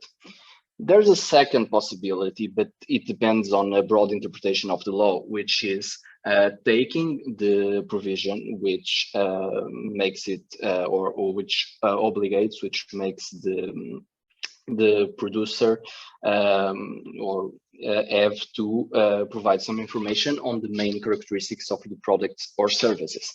And this is not, but it's a stretch as an interpretation, but it's not as much as a stretch as it may look like, because as we saw before, indeed, training AI, using AI, specific types of AI can be damaging for the environment, and the consumer nowadays is considerably more worried and is considerably more aware of sustainability issues in its products, and it's the consumer is available to spend more money or to not buy a certain product or do not engage with a certain services if the consumer finds it that it's not environmental and sustainability friendly. So this interpretation that inside the main characteristics of a product and service, there is the requirement to give information about sustainability, specifically when using AI, which is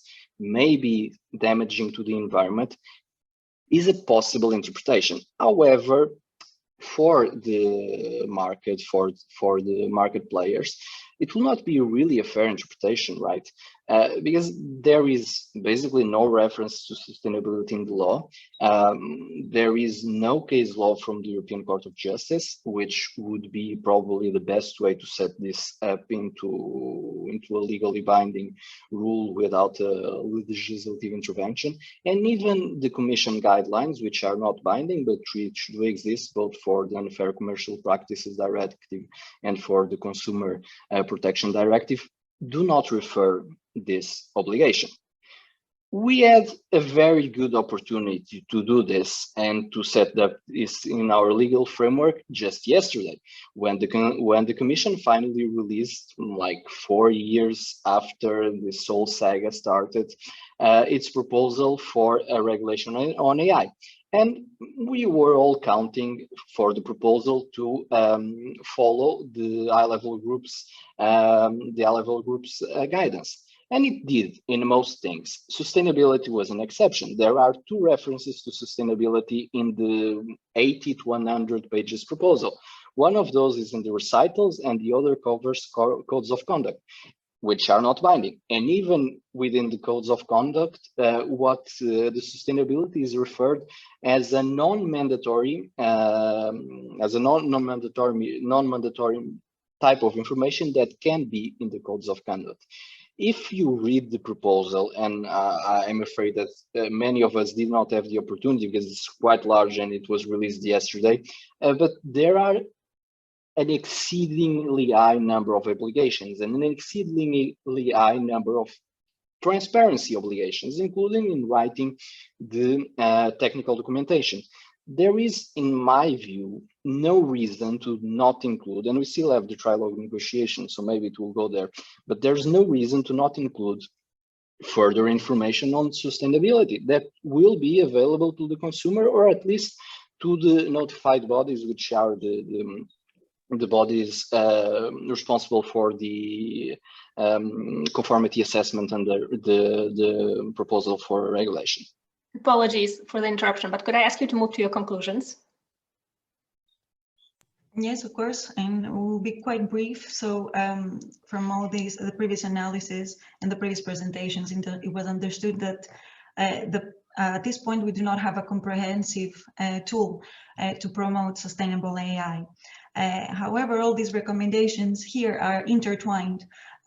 Firstly, as the presentation also of Nils, Behrndt and as Tiago mentioned, we should address sustainability, either in AI law, but as Tiago mentioned, we missed that opportunity in the proposal at least, or in environmental and consumer protection sustainability framework. As for instance, in Sustainable Products Initiative, although we know that AI is not referred in the Circular Economy Action Plan, so I will be surprised if it's included in the initiative itself. Moreover, the European Court of Justice can actually cover this gap of whether certain products, AI products, their sustainability information are essential to the consumer. Furthermore, it can be addressed in guidelines and codes of conduct, which brings us to the 3rd, 4th, and 5th recommendation: exchange of information between the stakeholders to promote the development and uptake of technical tools that can ensure real-time monitoring of environmental and carbon footprinting. At the same time, the EU labeling system should be updated and aligned both in a horizontal and a sector-specific way in order to promote standardization and information exchange relating sustainable AI, which brings us also to the need of standards for interoperability and reusability. Without them, sustainable AI could not materialize. From a practical standpoint, it's very interesting that recently MIT researchers developed a once-for-all model, as they call it, which actually allows reusability as well as minimizing the environmental impact, as retraining is not required. So I'm leaving for last and to conclude, and as a food for thought, the proportionality framework.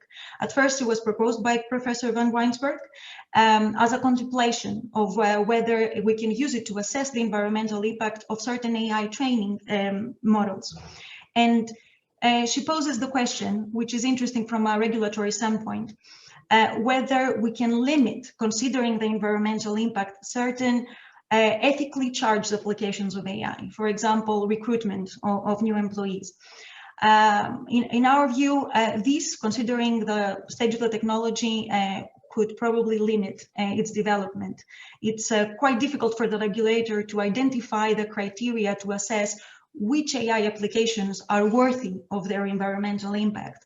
So we propose an objective framework, at least for the development stage, and for certain specific rules at the use stage, because certain applications will justify more energy consumption. So for example, an AI used in a hospital will work more hours, so it will need more energy.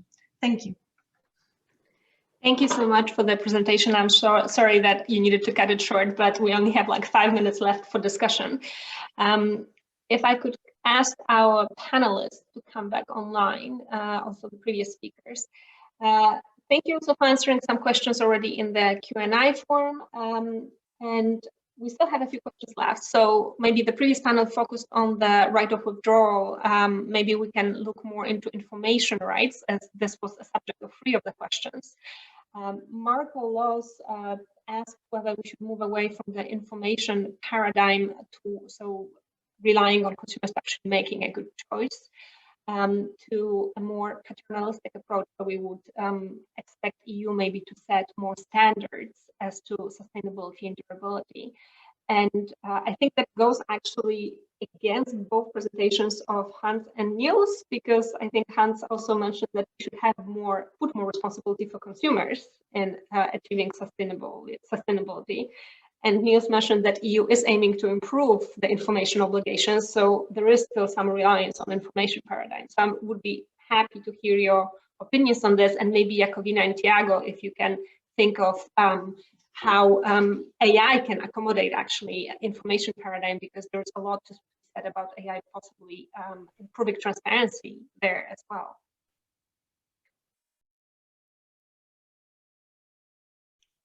Hans-Wolfgang, you want to get started first? Okay. Nils, don't get it wrong. I love to provoke here, yeah, because I think that's the only way we can move forward, yeah, to put it bluntly on the table. On the information paradigm, I think we discussed since 20 years or so that we have too much information, that information is costly for business and of very limited value for consumers. And when we look into information from a legal perspective, I would first of all focus on remedies. Yeah. So where there are no remedies, you know, the information is useless. Yeah. And if it is just a collective remedy, then we have another problem. So I would not give up on information. Yeah. I think I'm still believing in the Enlightenment and in the, let's say, our self-responsibility, where information plays a crucial role. But the information has, first of all, to be ranked. So what is really the important information? And then we have also to involve all the behavioral research and to think about how to bring the information closer to the consumer. Yeah, and I think Joasia, you worked on this, others worked on this. There's so much on the table that could be done. But having said that, I think what's needed is not, it cannot be only information. Yeah, I think we cannot get out of this trap in which we are of the climate change if we just focus on information. I'm sorry, that will not happen. That will not work. Joasia, if I can follow up. Yes, please. I totally agree with Hans-Wolfgang. We need to let's say further improve information, we cannot, as Marco puts it, we cannot go to a fully paternalistic approach. We cannot dictate the green choices of the consumers. That is something which at the EU level, nobody would support. But even in our population, let's say climate change, environmental issues remain quite divisive. We need to take this into account. There is an element of consumer choice. The 4 areas where we as a consumer produce CO2 and have environmental impact is food, is housing, is mobility, and is leisure. And you cannot dictate how we eat, how you can let's say how we do spend our free time. So better information is critical, and let's say we need to in my view maintain the view of, let's say, better consumer choice. At the same time, only putting everything on the shoulders of consumers would also be wrong. We also need to have the courage, but that then is not an issue of consumer law, that is of product-specific legislation, to put out binding rules on green cars, on green energy, on green transport. We Europeans want to compete on, let's say, a sustainable economic model where environmental issues are fully taken into account. But as long as the consumer has the choice between a buy cheap, throw away non-European product and an expensive European product, and the information doesn't come out of the, let's say, pros and cons of those products on the website where the consumer is buying, the choice will often be for the cheaper product. So we need binding rules which concern all the products on our union market, the European and the non-European ones. So we need to combine better information with binding product rules. Thank you. Iakovina, Tiago, would you like to add something here? Only in relation to your question and building up on the previous comments, I think AI's contribution, so the other way around towards sustainability in this sense and in the quality of the information that is being made available to the consumer may be of interest. For instance, as it was the screening for the greenwashing claims on digitally on the platforms, AI as a tool and advanced methods of AI can actually tackle and find these greenwashing claims, because we need to have an effect. I agree, and it can help in the enforcement actually of transparency, of actually the essence of transparency. Thank you. We have also a more fundamental question asked by Christian Twigg-Flesner about whether it's realistic to expect an overhaul of basically the whole EU consumer law, a bit in line with what Hans was suggesting in his presentation, rather than just adjusting certain provisions of it to accommodate sustainable consumption more. And I think Nils answered this in his presentation, that we shouldn't expect this overhaul. But isn't there, Nils, wouldn't it be a way out? I think it was a huge effort in the last commission to update all these. It's politically unrealistic. Whatever we dream of, it's politically unrealistic. But I think what the commission could initiate is to use these sandbox thinking. So to look into particular problematic fields and to experiment with new designs. I think that's something where the commission could really look. There are very important examples of where companies out of their own are trying to build global value chains based on sustainability. Why not use these examples and think through how should a rule look like that takes all these different dimensions into account, as an experiment. No, I totally agree. I think we have to give it a try, because the societal challenge is so important that we need to try everything. And while in Europe we are now increasing our ambition, of course we are, let's say, that will require changes in our energy policy, our transport policy, but also in our consumer policy. Again, let's say based on a political vision where the consumer still has some choice, but we have front runners that in terms of also the economic partners that look into their value chain. So I think testing ideas, we have a couple of voluntary initiatives also with companies that are willing to go further. We are launching an initiative on corporate sustainable governance, but at the same time, even on the fundamentals of EU consumer law, I think let's reflect about it. The point, however, is, let's say, the information still needs to be very clear, short, understandable for the consumer. And that's the major challenge we are facing in the environmental area, how to boil down the relevant aspects into something which is so clear and understandable for the consumer. You even have the question, do you also include social aspects, for example, the value chain, human rights, child labor? You don't want to have a green t-shirt, which however was produced with child labor. So let's say how to combine that is something where we still haven't found the right solution, but I think we need to try it, we need to test it, we need to try to move it forward. And let's say if there's a possibility to test it, absolutely free to join it.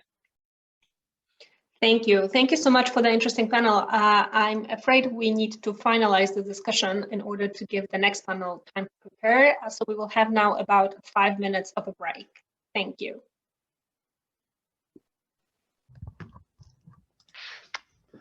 We are still, I was waiting for 1 or 2 minutes as we are waiting for Professor Claudia Lima Marques, but I think we can start, and probably and if the professor does not arrive in the meantime, Nazia can be the second speaker, and we will then wait for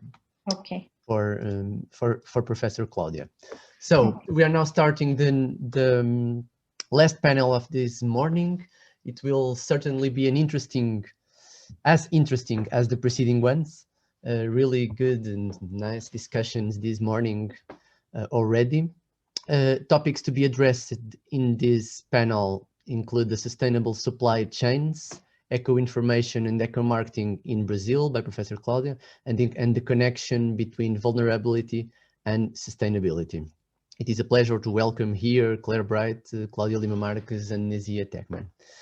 We begin with Claire Bright, my colleague here at Nova School of Law, whom I also thank for her help in organizing this conference. It was very important for us also to have the help of Claire. Claire is also director of the Nova Center on Business, Human Rights and Environmental here at the Nova School of Law, as well as Associate Research Fellow at the British Institute of International and Comparative Law. Thank you so much for being here, and the floor is yours now. Thank you. Thank you so much, Josh. So let me just share my screen now. Hopefully that's working now. First of all, I just wanted to give a warm thank you to the organizers and to my dear colleague, Sérgio Carvalho, for organizing such a great event, and for him inviting me. I'm delighted to have the opportunity to contribute today. So my presentation is going to focus on the current legislative landscape to foster sustainable supply chains. And the reason why I think this is particularly important is if we look at international trade today, 80% of international trade takes place in value chains that are linked to transnational corporations. Now, let me just start with a few numbers, which I think are worth bearing in mind when we talk about these issues. Most of us love chocolate. 70% of the chocolate that we consume is sourced from a cocoa farm in Côte d'Ivoire and in Ghana. In Côte d'Ivoire, it's estimated that 1.2 million children work in child labor. In Ghana, 0.9 million. And they work in a situation of child labor, the majority of the time in hazardous conditions, in cocoa farms that supply chocolate companies, including European ones. Looking now at the clothes that we wear, it's estimated that 1 out of 5 cotton products that are sold across the world are tainted from forced labor and human rights violations of the Uyghur communities in Xinjiang in China. If we look at the ILO data around the globe, it's estimated that 25 million people are trapped in forced labor, 152 million are victims of child labor, and if we look now at the impact of climate change on human rights and on the right to life in particular, the WHO estimates that climate change is going to cause approximately 250,000 additional deaths per year. So these numbers are just to illustrate the importance of regulating supply chains and going towards more sustainable supply chains. Now, turning now to the legal landscape, what we have seen is an evolution of the landscape in recent years, where a growing number of countries have adopted or have started to consider the adoption of legislative measures that seek either to encourage companies or to require them to exercise human rights due diligence. Human rights and environmental due diligence, shall I add. We see in particular two types of regulations. In a first step, we have been seeing the development of reporting legislation aiming to encourage companies to put processes in place and to report about such processes. And I'll come back to those in a second. And then in a second step in which we're now, we're seeing a growing number of countries considering the adoption of mandatory human rights and environmental due diligence legislation, requiring companies to actually put in place certain processes. And I'll come back to that as well. So starting with the first step, the reporting regulation. This trend really started in 2010 when California adopted the California Transparency in Supply Chains Act, which basically requires large retailers and manufacturers to disclose their efforts to eradicate slavery and human trafficking from their direct supply chains. And if we look at the memorandum of the legislation, it mentions that it was adopted in an attempt to educate consumers on how to purchase goods produced by companies that responsibly manage their supply chains and thereby improve the victims of slavery and human trafficking. So we can see clearly the connection here between regulation and consumer protection. 5 years later in the UK, and you can see that on the screen here, the UK adopted the Modern Slavery Act. And in particular, Section 54 of the legislation requires large companies which carry out a business in the UK, so not only UK companies, but any other companies carrying business in the UK, to publish yearly a statement that disclose the steps that they have taken, if they have taken any steps, to ensure that modern slavery and human trafficking is not taking place in their own activities and in their supply chains.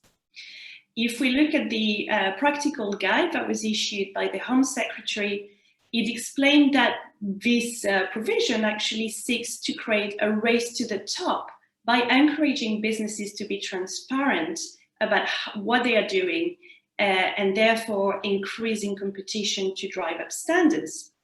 It also mentions that one of the key purposes of this legislation is to prevent modern slavery in supply chains. And a means to achieve this is to increase transparency by ensuring that the public, the consumers, employees, and investors know what steps an organization is taking to tackle modern slavery.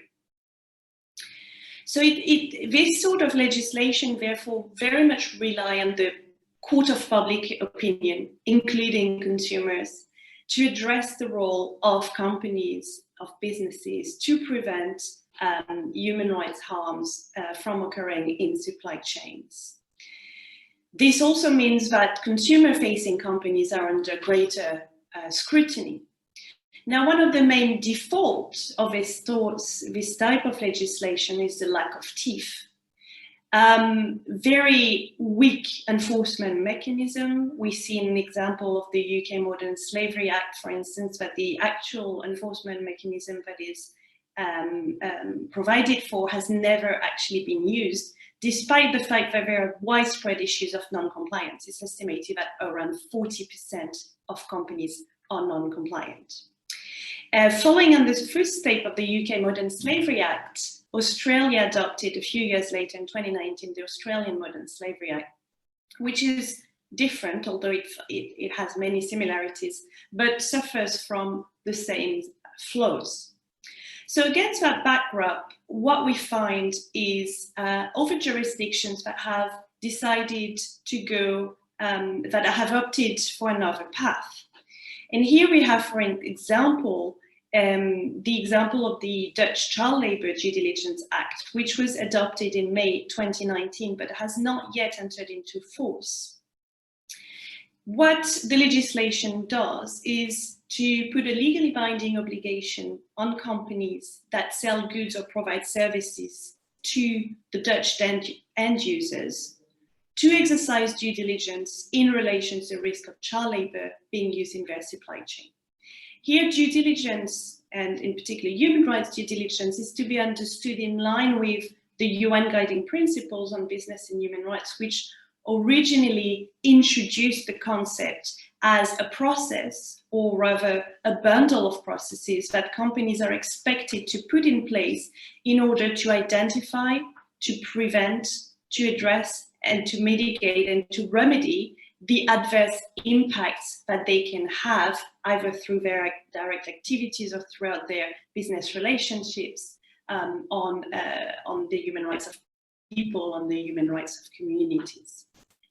So here with the Dutch Child Labour Due Diligence Act, what we have is an obligation for companies to investigate whether there is a reasonable suspicion that the goods or services that they have been that they are selling or they are providing are being used with child labour. And should such a suspicion arise, companies are expected to put in place an action plan in order to describe how they are going to address them. And they're also required to issue a statement declaring that they did exercise their due diligence according to the requirements of the law. When the legislation was passed, it was passed with the objective, a very clear consumer protection objective. The legislation itself states that the idea behind the law was to ensure that Dutch consumers could buy their product with peace of mind, knowing that they're not the fruit of child labor.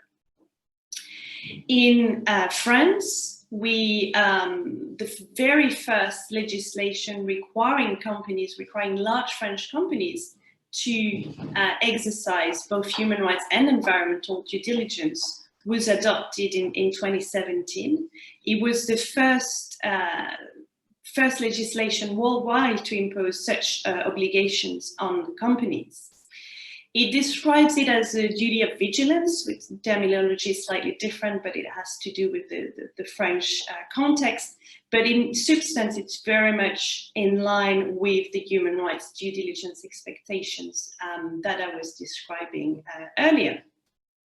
And it's a law that was developed in the wake of the Rana Plaza tragedy, in which thousands of workers working in a factory supplying clothes to international and European brands died as the building collapsed due to lack of health and safety standards. The French vigilance plan, the French duty of vigilance law has often been cited as a potential example to follow and has inspired many other similar initiatives in other countries.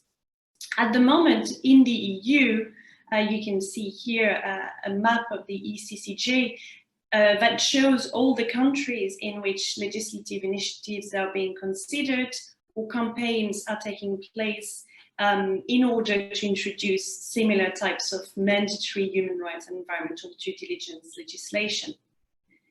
At the European level, we already have certain initiatives that already impose certain due diligence obligations on companies, but these are normally sector-specific or commodity-specific, like the EU timber regulation or the conflict mineral regulation. We also have regulations imposing reporting requirements, like the EU non-financial reporting directive. Last year, in February 2020, we published a study that I co-authored for the European Commission on due diligence requirements through the supply chain. When the EU Commissioner for Justice that we had yesterday, Didier Reynders, presented our study to the European Parliament's Working Group on Responsible Business Conduct, he also announced a commitment of the European Commission to introduce this year a legislation on mandatory human rights and environmental due diligence at the European level. There was a text of a potential draft directive that was released by the European Parliament's Committee on Legal Affairs in September 2020. And in March, the European Parliament adopted a resolution, basically adopting a revised version of that draft report, within the annex a text of what the European directive could look like.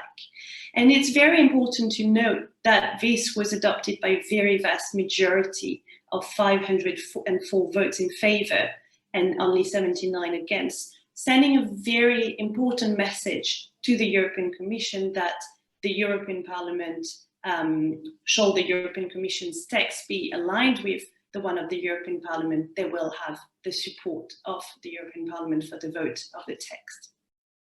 Now, just to finish my presentation, I just put here a quote which I think is important of that draft text of the European Parliament, which mentions as one of the objectives of the introduction of these due diligence requirements, the need to help to protect consumer interests by ensuring the quality and reliability of products, and which should lead in turn to more responsible purchasing practices. So the connection between sustainable supply chains and consumer protection is really very present in all of these legislative initiatives. Thank you very much. Thank you so much, Claire, for your such an interesting presentation. Thank you so much. And we will now move on to the second speech of the panel, I think directly from North Cyprus. Nezia Tekman, thank you so much for being here. Nezia is currently the LLB program coordinator in Near East University, Faculty of Law, International Law Department, and teaches consumer law and competition law. She's also registered at the North Cyprus Bar Association. Thank you very much for being here, and the floor is yours. Thank you very much, Jorge and Nova School of Law, for having me here today, and along with all the other impressive speeches that we have heard since yesterday. It is truly a privilege to be here, so thank you for having me. Let me start by sharing my screen. Can everybody see my screen now? Hopefully. Yes, you can see, not in presentation mode, but I think if you... Okay, I'll put it on. Perfect. Yes, thank you. Okay. Just wasted a second of mine. So today I will be talking about the vulnerability of sustainability. Mine is not going to be more informative than Claire's, but it is going to have a lot of questions regarding the sustainability of consumer law. We all know that consumer law and sustainability, I find them very similar to each other because they both need to be developing, and they are based on consumption-based issues, and it affects consumers in everyday lives. Consumer law attempts to address the changing needs, and sustainability requirements engagement from a global scale. So the question is, how do we ensure that these two manage to leave minimal carbon footprints in our everyday lives? So when I first started doing this research, the first thing that came to my mind is the consumer engagement. So how do we engage the consumers, making sure that they do make choices towards the sustainability, and how can we ensure that the green transition actually take place? So when we talk about consumers, particularly within the perspective of the European consumer law, we do have two main consumer images. The average consumer, who is always the benchmark consumer unless stated otherwise, and then we have the vulnerable consumer. Arguably, the main difference between these two is the understanding level of a given information. So what difference does that really make for the purposes of sustainability? Why do we have to feel the need to distinguish the consumer images when we talk about sustainability? I think in this conference, everybody is aware of the notion of the average consumer. Ever since the Article 34 free movement of goods cases, we have been made aware of the average consumer and the characteristics of the average consumer. It has entered into the agenda with the Guts-Bringenheit case, and since the Unfair Commercial Practices Directive, the benchmark it sets for the European consumer, we all know, and unless stated otherwise, every consumer in European Union law is stated to be the average consumer. The average consumer is someone who is reasonably well informed, reasonably observant, and circumspect. So when we talk about sustainability and using this definition, there should not be any problems on the average consumers who is reasonably well informed, observant, and circumspect to be able to make the informed choice of choosing the sustainable products, organic products, or making the green transition would be possible for them. On the other hand, we do have the vulnerable consumer who has joined rather late to the consumer law discussion. We still do not have a concrete definition of who the vulnerable consumer is. We do have factors listed by the UCPD that may make consumer more susceptible to unfair commercial practices, even though, again, this is limited. When we talk about vulnerable consumer, we do have the vulnerability of a consumer, which somehow needs to be distinguished one way or another, and there are factors that may make a consumer vulnerable or disadvantaged that does not necessarily classify them as vulnerable consumer for their economic activities. When we talk about the vulnerability of a consumer, there are several factors that must be taken into account. These could be environmental factors, it could be situational based factors, it could be due to the characteristics of the consumers, and as the new consumer agenda highlights, the financial difficulties, the financial vulnerabilities are very important issues that must be taken into account.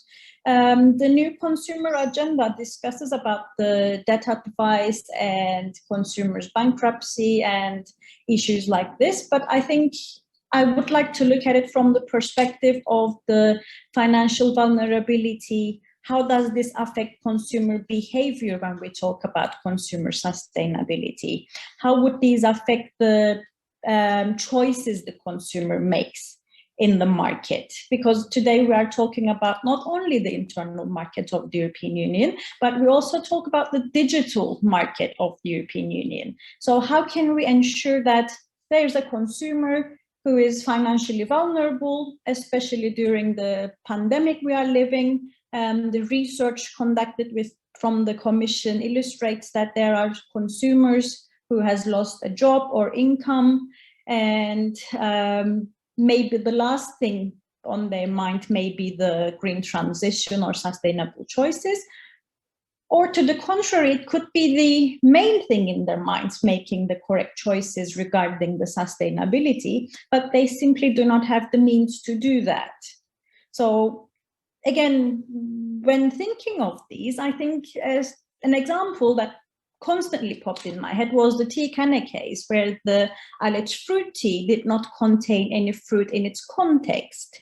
So when we talk about the informed choices, transparency, the average consumer, vulnerable consumer, the expected kind of behavior from the average consumer leads us to the conclusion that, yes, this is an average consumer who is supposedly reading the labels, analyzes the content of the food products they purchase, and the labeling enables them to do so. But I think in this type of cases, the Fruit Loops with the Kellogg's or the tea canna case, the fruit tea that did not actually contain any fruit in its context.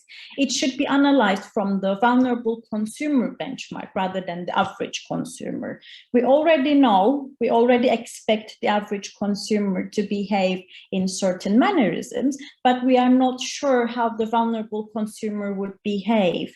They may have a mental infirmity, they may have financial vulnerability to access certain products, and vulnerable consumer who is less vigilant than the average consumer, let's say, do possess the risk of assuming that the fruit tea has its ingredients of fruits and assume that it would be a healthy choice, may even assume that it is the sustainable choice. So we have to overcome this problem. So how can the vulnerable consumer be empowered in making the sustainable consumption, I think, is the main question that I would have. Hans Micklitz in the earlier presentation stated that maybe we have to scratch it all and start from new, the European consumer law in general. So the burden, I think, should not only be on the consumer to educate themselves or empower them to make the sustainable choice. Yes, we do adopt the yardstick of the average consumer. Yes, we know that we expect them to behave in certain ways in the market, but we don't know how the vulnerable consumer would behave, or we don't know if the average consumer's ability to purchase certain things or to make the correct choice, they do have the merits to do so. And considering that this is a sustainability issue, this is the green transition, this is for the purposes of making the world a better place regarding the sustainability measures, the burden should not be, and I think cannot be, solely on the consumers. It should be on both, on the producers, service providers, legislative framework, stakeholders, and the consumers. It is a global aim that should be achieved together, but this should be conducted via the consumer behavior measures as well. By being reasonably well informed, reasonably observant, average consumer should not pose any difficulty in making this choice. But regarding the vulnerable consumer, I do have personally too many questions on, is the threshold too high? Are we expecting too much from the consumers? Is the information provided enough for the vulnerable consumer to make an informed choice? Is providing the information sufficient enough for the vulnerable consumer? Even with the behavioral study conducted by the DG Justice and Consumers illustrates us that we are still in the position of analyzing the facts that the European consumers are still having difficulties in understanding the basic logos. So maybe the amount of average consumers we have in the internal market of the EU is not as high as we thought or hoped to be. So the lack of consumer confidence may come into the picture as well. This could, as the research suggests, it could be due to age, being less educated, or lack of not knowing their rights. These all should be taken into account when we are trying to reach a position or ensuring that the consumers actually do make the sustainable choice. I think in the past year, we have seen that the lives of the consumers, all of ours, has never been more digitalized or more confined to one single place. So I think the time is maybe not now, but it was yesterday to act upon this, that consumers must be informed not by only passing legislations, but via different channels regularly to be more aware of any kind of consumptions, whether it is electricity, water, clothing, food, or basically anything that we are actually consuming. The consumer should be given the confidence that any single change would be going a long way and that consumers are not passive participants in the market. And CJEU has given many judgments that the European consumers should be empowered in their role as consumers. They are not passive participants in the market. Rather, they're at the core of the European Union's internal market, and their empowerment holds the key for achieving a sustainable lifestyle. So I think these are the questions I had. And I thank you for listening. Thank you so much. Thank you. Nezia, for an excellent presentation. And now we turn to my colleague and friend, Professor Claudia Lima Marques. Thank you very much for being here with us this morning. Claudia Lima Marques holds a PhD in law from the University of Heidelberg. She's a professor and dean now of the Federal University of Rio Grande do Sul Law School in Brazil. She's also president of the Committee on International Protection of Consumers at the International Law Association. Thank you so much, Professora Claudia, for being here with us. Thank you very much, Professor Jorge Moraes Carvalho, for this kind invitation. And I apologize for the delay to come here and to hear this important conference.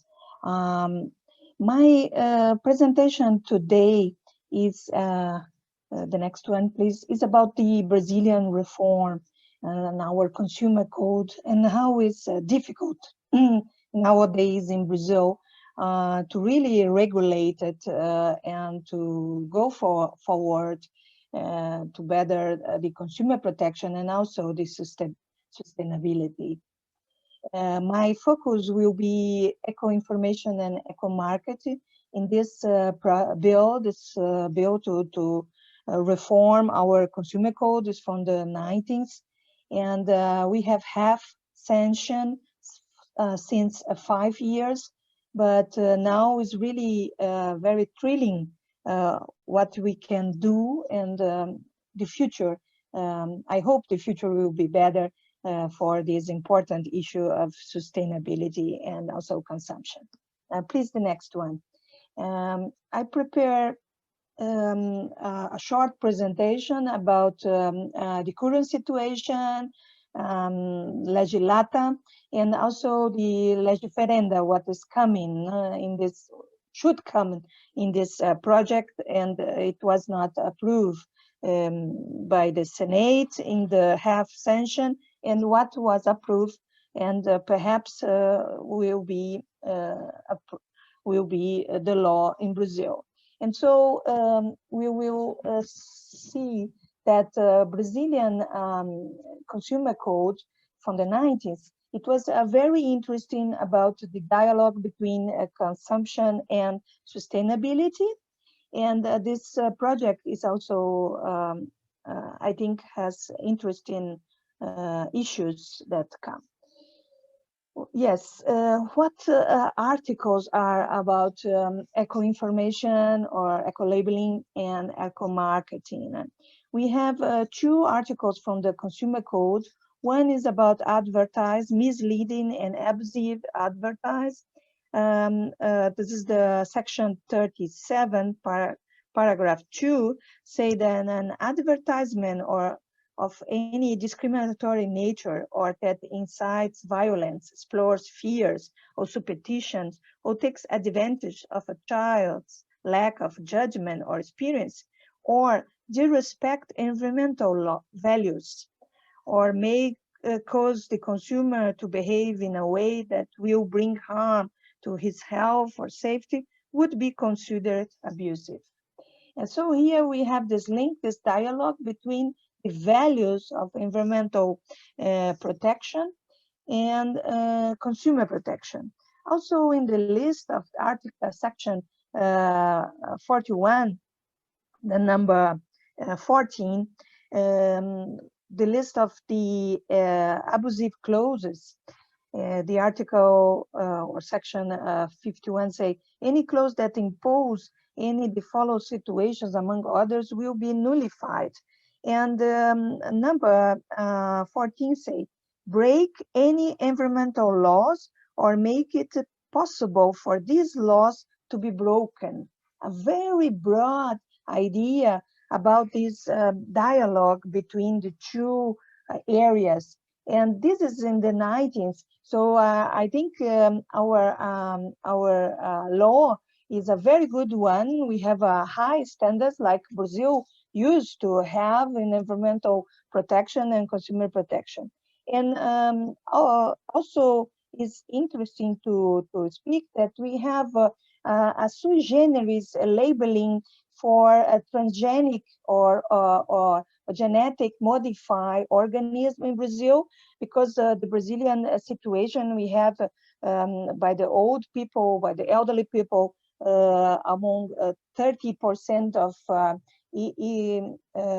persons that cannot read, and in the younger population only 5%. But anyway, we developed a symbol. I have here one. You can see is a little triangle that say is transgenic, and then you can easily know that this is a genetic modified product that has more than 1%. All these articles are very inspired by the EU legislation, old EU legislation, but transformed for Brazilian, adapt for Brazilian situation. Well, what was the academic suggestion that could not be taken and be taken? The more important suggestion, it was made by Professor Marcelo Sodré from São Paulo, that what will change this article 37 and also the proposal to include the idea of veracity, the idea of exactitude of the environmental information, the pertinence of the environmental information, and also the relevance, energy relevance, and so a very interesting proposal that it was not accepted by the Brazilian Senate. Anyway, and passing for the second and last part of my short presentation here, they accepted something. The most important new article that would be accepted if this bill will have approval by the Chamber of Deputies is the dialogue between these two ideas. We have an article about about the principles of our consumer policy and also of our national policy system. And in this article, Article 4, is stated all the objectives of consumer protection. And the consumer protection should tend to consumers' need, impose respect for consumers' dignity, health, safety, protect his interests, and will include protecting environmental from Brazil. This is, I think, is the most important idea, the inclusion of sustainability as a main objective of consumer protection. And I think this is true. And also 3 other articles reinforce the eco-information. This is especially the Article 6 about environmental will be a new right of the consumers, the environmental information, true and useful. This it was the most that we achieved in this discussion in the Parliament.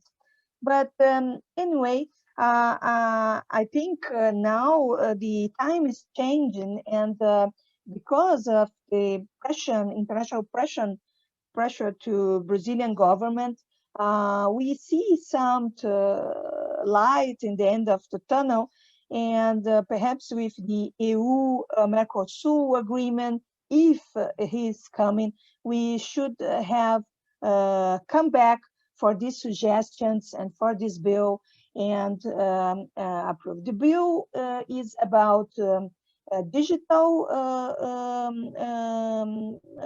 adaptations that the consumer protection law needs, and sustainability. It was the main idea of this reform, of this part of the reform of the Brazilian code. I hope that this short information for you is useful, and I so truly understand that this subject is the most important for the future. Thank you very much for this opportunity. Thank you so much, Professor Claudia, for your presentation. Really interesting. Thank you also, Claire and Izia, for turning on your cameras now for the short period of debate. We still have a few minutes. We are on time, so we can answer. We have 2 questions so far here in the Q&A. The first one is for Professor Claire Bright.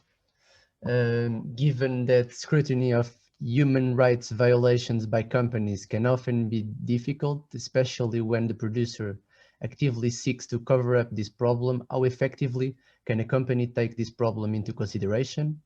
Sure, it can choose not to contract with producers who exhibit suspicious behavior, but is there really an interesting mechanism for scrutiny by the selling company?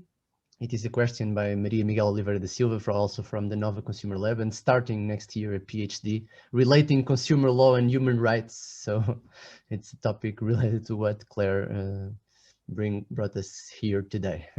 Thank you, and thank you very much, Maria Miguel, for a very interesting question. So first of all, I think the traceability of the supply chain is a very important tool for companies to be able to identify these adverse human rights impacts. I think the very important shift that we have seen compared to the situation in the 1990s was, in the 1990s, we had companies that could simply say, I didn't know about these human rights harms happening in my supply chain, in sweatshops or wherever. Today, with the UN guiding principles on business and human rights, and with the increasing expectation, social expectation, that's now turning into legally binding expectations on companies, the question is no longer whether the company knew about the adverse human rights impacts that they're causing or that they might be contributing to, but what did they do to find out? So the starting point is, you should have known. Now, you rightly say in your question that it can be difficult. And in fact, the UN guiding principles on business and human rights acknowledge that companies can prioritize. And I think that's an important thing based on the salient risks. So it's about, if you're a chocolate company, for instance, your salient risks are going to be issues of child labor. And so what you need to prioritize when you do your human rights due diligence is these risks of child labor, the risk also of deforestation, which is another salient risk for related to the cocoa industry. So it's about prioritizing, but it's also about having a due diligence process that is turned toward the risk to the people and the risk to the planet, rather than the process that is focused on the risk to business itself. And this is something that we see companies struggling to do, and it's going to require a paradigm shift in the way companies do their risk assessments, for sure. Thank you so much, Claire. We have a second question by Joasia Luzak, and I take the opportunity to thank also Joasia for the brilliant moderation of the previous panel. The question is if you think about consumer vulnerability as a systemic problem of the digital environment, with more trade moving online every year, already requiring a significant adjustment of consumer protection framework and education of consumers about digital risks. Can we expect them to also be able to understand, facilitate sustainability concerns or risks? Thank you for this question. I think when we attempt to inform consumers, we have to find the correct balance in between informing them and the information overload. We can't be paternalistic, but we can't leave the consumer to educate themselves. Arguably, when we talk about the digital risks about online shopping or online trade, the priority should be given to online scams, frauds, and how these could manipulate the consumer confidence and their engagement in the online environment, I think, is what the priority should be given. But of course, we can't expect the consumer to educate themselves, but how can we ensure that we are actually educating the consumer? I think we have to maybe achieve this by way of engaging in more consumer behavior research. Thank you very much. Nizia.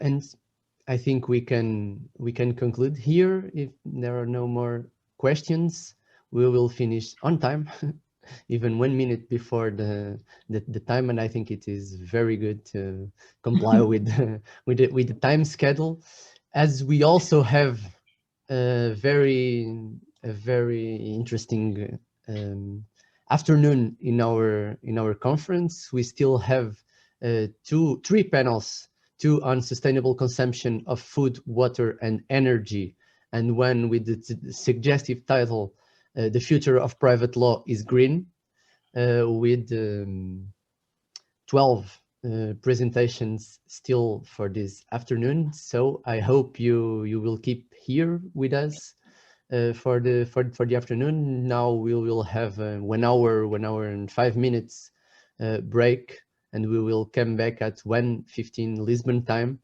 2:15 Central European time, to continue with our conference. Thank you so much, Professor Claudia, Professor Claire, Nizia. Thank you very much for being here this morning, and thank also to all the participants, to all the speakers, and to all the moderators of this fantastic morning. Thank you very much, and see you in 1 hour. Thank you. Bye. Thank you. Bye. Thank you. Bye-bye.